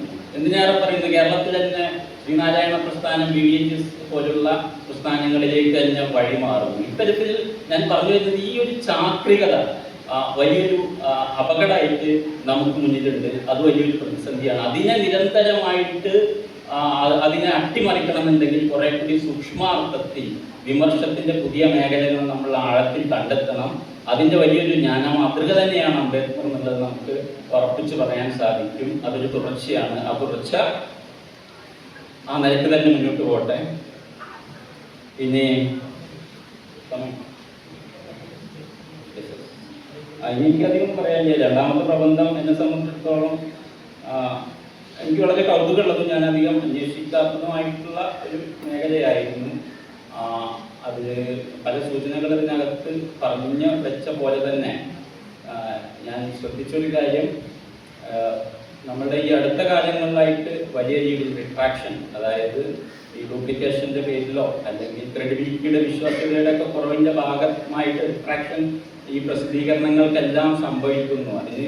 പക്ഷെ അതിൻ്റെ കുറെ കൂടിയും വ്യക്തമായിട്ടുള്ള നമ്മുടെ തന്നെ വേദികളിൽ ഊന്നി നിൽക്കുന്ന കാരണങ്ങളിലേക്ക് കൂടി അതിനെ പ്രവേശിപ്പിക്കുക എന്നുള്ളത് വളരെ പ്രധാനപ്പെട്ട ഒരു കാര്യമാണ്. വീരാനന്ദ എന്ന് പറയുന്ന നിങ്ങൾക്കെല്ലാം അറിയാവുന്ന ഒരു ജീവശാസ്ത്രജ്ഞ, അവർ ഇപ്പോൾ കഴിഞ്ഞ മാതൃഭൂമിയിലൊക്കെ കുറച്ച് ആഴ്ചകൾക്ക് മുമ്പുള്ള മാതൃഭൂമിയിൽ വലിയ ഇൻ്റർവ്യൂ അദ്ദേഹം നൽകിയിരുന്നു. അതിനകത്ത് പറയുന്നത് ഇന്ത്യക്കകത്ത് നിൽക്കുന്ന വളരെ ഒരു പൊളിറ്റിക്കൽ വരേണ്യത, ഒരു രാഷ്ട്രീയ വരേണ്യത എന്ന് പറയുന്ന ഒരു സംഗതി നമ്മുടെ സർവകലാശാലകൾക്കകത്ത്, അധ്യാപക നിയമനങ്ങൾക്കകത്ത്, ഗവേഷക വിദ്യാർത്ഥികളെ തിരഞ്ഞെടുക്കുന്നതിനകത്ത്, വിഷയങ്ങളെ കൈകാര്യം ചെയ്യുന്നതിനകത്തൊക്കെ തന്നെയും വളരെ സ്വതന്ത്രമായ രീതിയിൽ യാതൊന്നും നിർവഹിക്കപ്പെടാൻ സാധിക്കാത്ത വിധത്തിലുള്ള അപകടകരമായിട്ടുള്ള ഒരു സാഹചര്യം. മാത്രമല്ല ഒരു കപടശാസ്ത്രത്തെ വലിയ രീതിയിൽ ഉദ്ഘോഷിക്കുകയും ചെയ്തു. ഇപ്പോൾ ഈ മന്ത്രങ്ങൾക്കൊക്കെ വലിയ തരത്തിലുള്ള രോഗശമനത്തിനുള്ള ശേഷിയുണ്ടെന്ന് പറയുന്നു. അതുപോലെ തന്നെ ചാണകത്തിനും ഗോമൂത്രത്തിനും ഒക്കെ തന്നെയും സിദ്ധ ഔഷധ മൂല്യമുണ്ടെന്ന് പറയുന്നു. ആ നിരക്കുള്ള ഒരു NEP സമ്പ്രദായങ്ങളൊക്കെ ഇവിടെ പ്രബലമാവുന്നു. ഇത്തരത്തിലുള്ള നമ്മളുടെ തന്നെ ആന്തരികമായിട്ട് നിലനിൽക്കുന്ന പല പ്രശ്നങ്ങളെ അഭിമുഖീകരിച്ചുകൊണ്ടുകൂടി ഈ വിഷയത്തെ സമീപിക്കേണ്ടതില്ലേ എന്നുള്ള ഒരു സംശയം മാത്രം എനിക്ക് തോന്നി. സമയം കൂടുതൽ കൊണ്ട് ഞാൻ കൂടുതൽ വിഷയങ്ങളിലേക്ക് കടക്കുന്നില്ല. എല്ലാവരോടും നന്ദി പറയുന്നു. താങ്ക് യു ഡോക്ടർ ജഗദീശൻ. ചോദ്യങ്ങൾക്കുള്ളൊരു നേരാണ്. വിദഗ്ധരായിട്ടുള്ള 3 പേര് പ്രബന്ധങ്ങളോട് നല്ല രീതിയിൽ പ്രതികരിച്ചിട്ടുണ്ട്. പ്രബന്ധാവതരണത്തിന് വേണ്ട രീതിയിലുള്ള സമയം കിട്ടിയിട്ടുണ്ടെന്നാണ് കരുതുന്നത്. ജസ്റ്റ് ചെയ്യാൻ പറ്റിയെന്ന് കരുതുന്നു. അപ്പോൾ ബാക്കിയുള്ളത് ചോദിക്കുക എന്നുള്ളൊരു കാര്യമാണ്.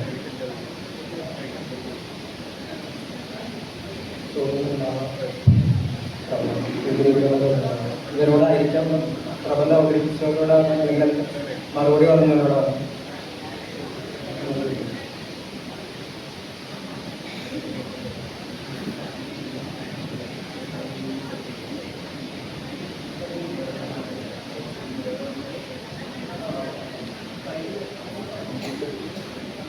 ചോദ്യമുള്ളവരൊക്കെ ഹാൻഡ് റൈസ് ചെയ്താൽ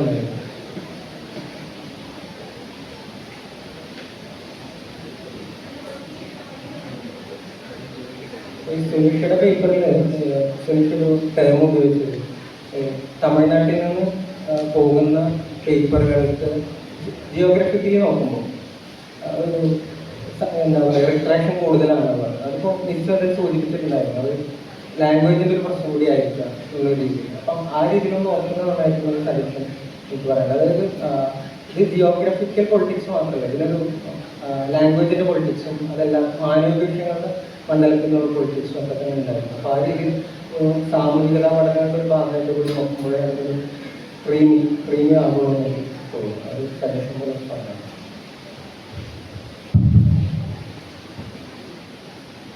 ഞാൻ ഇതിൽ ഒന്നാമത്തെ ഈ അവതരണത്തെ സംബന്ധിച്ചാണ് പറയുന്നത്. രതീഷ് ഇവിടെ സൂചിപ്പിച്ച പോലെ അതിൽ ഈ ഉപസംസ്കൃതി എന്ന ഒരു പ്രയോഗം നമുക്ക് എന്നോട് എനിക്കും ഒരു വിയോജിപ്പുണ്ട്. എന്തുകൊണ്ട് ഇത്തരത്തിലുള്ള മുന്നേറ്റങ്ങളെ നമ്മൾ ഉപസംസ്കൃതിയായിട്ട് കാണുന്നു?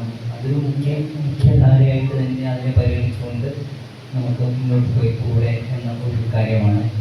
പിന്നെ ഞാൻ മനസ്സിലാക്കുന്നത് രണ്ടുപേരും ഗവേഷക വിദ്യാർത്ഥികളായതുകൊണ്ട് അതിൻ്റേതായ പരിമിതികളും ഒക്കെ അവരുടെ അവതരണത്തിലും പ്രബന്ധ രചനയിലൊക്കെ വന്നിട്ടുണ്ടായിരിക്കാം. അതൊക്കെ തിരുത്തിക്കൊണ്ട് നിങ്ങൾ പൂർവാധികം ശക്തിയോടെ മുന്നോട്ട് പോവുകയാണ് ചെയ്യേണ്ടത്. ഇവിടെ കേട്ട ഈ വർഷം നിങ്ങളെ നിരാശപ്പെടുത്തേണ്ടതില്ല. നിങ്ങൾ വളരെ ആവേശത്തോടെ കാര്യങ്ങളൊക്കെ കുറച്ചും കൂടെ ചിട്ടയായിട്ടും നമ്മുടെ ഗവേഷണത്തിൻ്റെ ഒരു രീതി എന്ന് പറഞ്ഞാൽ വസ്തുനിഷ്ഠത, സൂക്ഷ്മത, അല്ലേ, അതൊക്കെ യുക്തി ശാസ്ത്രം അങ്ങനെയുള്ളതൊക്കെ അതൊക്കെ അടിവെച്ചുകൊണ്ട് രീതിശാസ്ത്രത്തിലൊക്കെ ഊന്നിക്കൊണ്ട് മുന്നോട്ട് പോകാൻ വേണ്ടിയുള്ള ഒരു ശ്രമം നടത്തണമെന്ന രണ്ടാമത്തെ പ്രബന്ധത്തെ സംബന്ധിച്ച് ആ വിഷയം അത്ര പരിചയമില്ലാത്തതുകൊണ്ട് അത് ഇതിനെ കുറിച്ച് കൂടുതൽ പറയാൻ പ്രയാസമാണ്. പക്ഷെ അതിൽ എനിക്കൊരു നിർദ്ദേശമുണ്ട്. നേരത്തെ പറഞ്ഞ രീതിയിൽ ഇംഗ്ലീഷിലുള്ള പിന്നെ പ്രസിദ്ധീകരണങ്ങളാണ് കൂടുതൽ വന്നതുകൊണ്ട് മലയാളത്തെ സംബന്ധിച്ച് ഒരു അന്വേഷണം കൂടെ നടത്താൻ നന്നായിരിക്കും എന്നൊരു നിർദ്ദേശമുണ്ട്. നന്ദി. ഒരു ചെറിയ കാര്യം മാത്രമേ പറയാനുള്ളൂ. ഞാൻ ഈ മേഖലയിൽ വിദഗ്ധനല്ല. ഒരു ജ്ഞാനോദയം ഒരു മാസികയുടെ പേര് പറഞ്ഞു അല്ലേ? അത് അതിൻ്റെ ഉച്ചാരണം അങ്ങനെ തന്നെയാണോ? ജ്ഞാനോദയം തന്നെയാണോ? എനിക്ക് തോന്നുന്നത് ജ്ഞാനോദയം ആവാൻ സാധ്യതയുണ്ട്. അതൊന്ന് തിരയണം. വലിയൊരു പ്രശ്നമല്ല.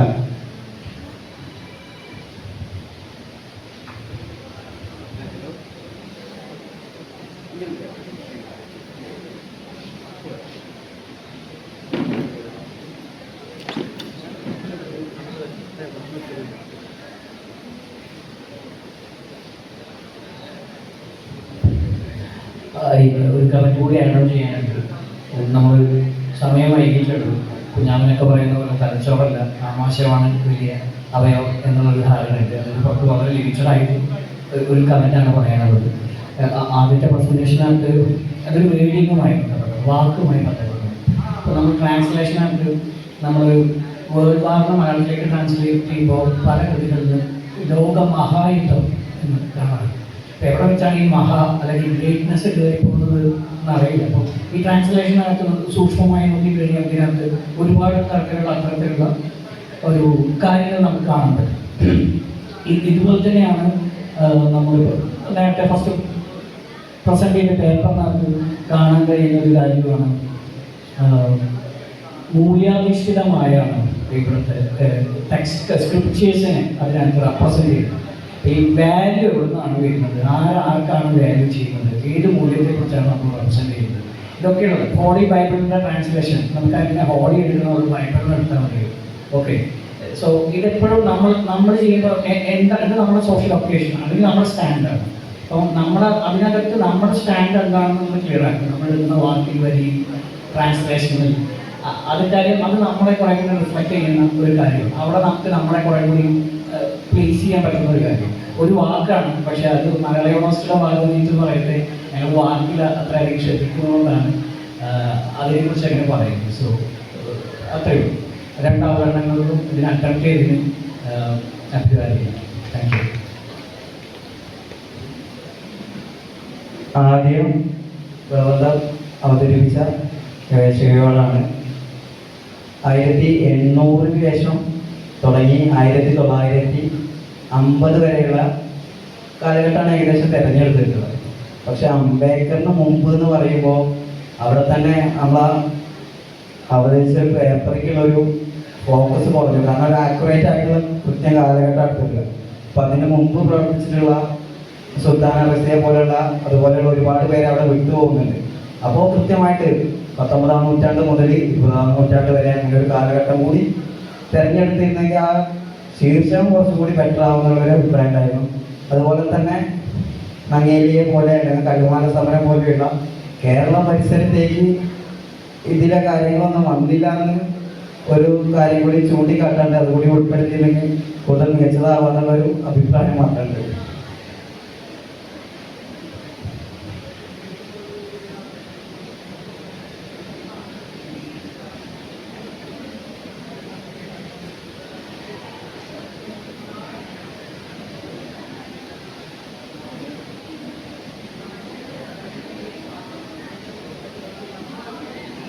മറ്റ് ചോദ്യങ്ങൾ?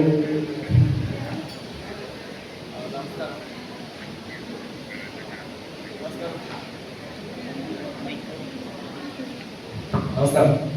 രണ്ടാമത്തെ പ്രബന്ധത്തിലാണ് അതിലൊരു ടേബിളിൽ യൂണിവേഴ്സിറ്റിയുടെ ഒരു ലിസ്റ്റ് തയ്യാറാക്കിയിട്ടുണ്ടല്ലോ. അപ്പൊ അതിൽ മുകളിൽ കാണുന്നത് SRM, EIT പോലുള്ള യൂണിവേഴ്സിറ്റീസ് ആണ്. അപ്പൊ ആ യൂണിവേഴ്സിറ്റീസ് ഒക്കെ പൊതുവെ ഇന്റർനാഷണലി റാങ്കിങ് ഉള്ള യൂണിവേഴ്സിറ്റീസ് ആണ്. അപ്പോൾ ഒരുപക്ഷെ ആ യൂണിവേഴ്സിറ്റിയുടെ ആ ഒരു സിസ്റ്റം കൂടി വരില്ലേ, ഒരു ചലനാംഗമായിട്ട്, അതായത് റിട്രാക്ഷനെ കണക്കാക്കുമ്പോൾ വരില്ലേ, ആ ഒരു ഫാക്ടർ കൂടി വരുന്നില്ലേ എന്ന്.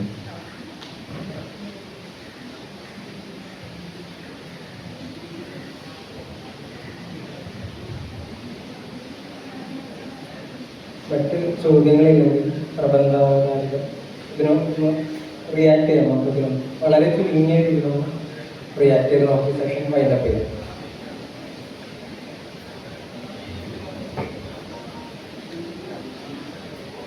തീർച്ചയായും പ്രബന്ധത്തിന് ഒരുപാട് പോരായ്മകളുണ്ട്. അത് വരും സമയങ്ങളിൽ അത് കൂടുതൽ അതിനെ തിരുത്തി മുന്നോട്ട് പോകാൻ ശ്രമിക്കും. പിന്നെ സാർ പറഞ്ഞത് ചാതുർവർണ്ണ്യം മായാസൃഷ്ടം എന്നാണ് പറഞ്ഞതാണ്. പക്ഷേ ഞാൻ ചാതുർവർണ്ണ്യം മായാസൃഷ്ടം എന്ന് തന്നെയാണ് പറഞ്ഞത്. എനിക്ക് അതിലൊരു പരാതിയുണ്ട്. പിന്നെ എല്ലാവരും പറഞ്ഞ എല്ലാ കാര്യങ്ങളും ഉൾക്കൊള്ളിച്ച് വരുന്നൊരു അടുത്തൊരു പേപ്പറിൽ ഇതെല്ലാം ഈ പാകപ്പിഴകളെല്ലാം തിരുത്തി കുറച്ചുകൂടി മെച്ചപ്പെട്ട രീതിയിലേക്ക് കൊണ്ടുവരാൻ ശ്രമിക്കും. Okay, thank U.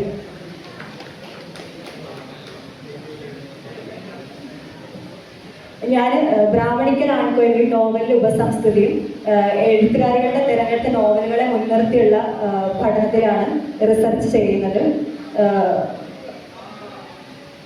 Thank you.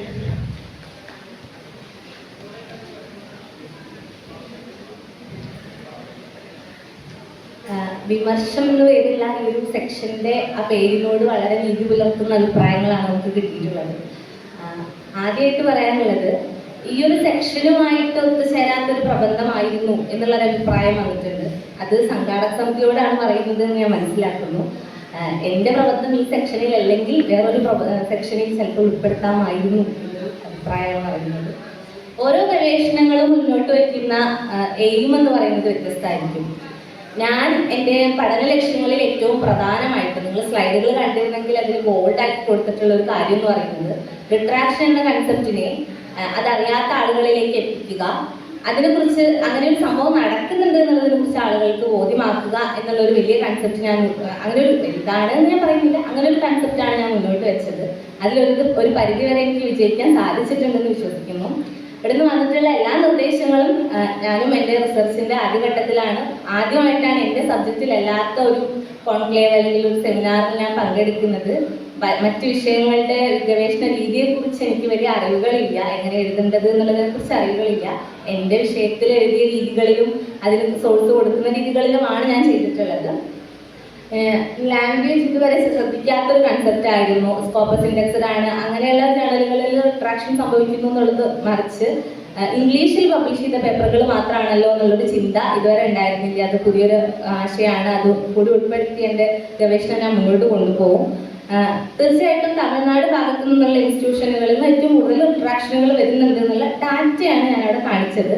ആ സംസ്ഥാനങ്ങളിലെ അല്ലെങ്കിൽ ഇൻസ്റ്റിറ്റ്യൂഷനുകളിലെ പബ്ലിക്കേഷൻ്റെ ഫാക്ടേഴ്സ് എന്ത് മാനദണ്ഡത്തിലാണ് അവിടെ ഗവേഷകർ പ്രവർത്തിക്കുന്നത്, ഇൻസ്റ്റിറ്റ്യൂഷണലായിട്ടുള്ള എന്തെങ്കിലും പാകപ്പിഴകളോ അല്ലെങ്കിൽ അവരുടേതായിട്ടുള്ള പ്രത്യേകതകളോ ആ റിട്രാക്ഷനിൽ പ്രതിഫലിക്കുന്നുണ്ടോ എന്നുള്ളത് അന്വേഷിക്കേണ്ടത് തന്നെയാണ്. എൻ്റെ ഗവേഷണം ഇവിടെ അവതരിപ്പിച്ച പ്രബന്ധം ഒരിക്കലും മുഴുവനാകുന്നില്ല. എൻ്റെ 5 വർഷത്തെ ഗവേഷണത്തിൻ്റെ ഒരു ഭാഗം മാത്രമായിട്ടാണ് ഈ പ്രബന്ധം ഇവിടെ ഉള്ളത്. കൂടുതൽ ഇതിനെക്കുറിച്ച് പഠിക്കേണ്ടതുണ്ട്. അത് ആ രീതിയിൽ തന്നെ പഠിക്കും എന്നാണ് പറയാനുള്ളത്. എല്ലാവർക്കും നന്ദി. വിമർശനങ്ങൾക്കും അഭിപ്രായങ്ങൾക്കും ഒക്കെ നന്ദി.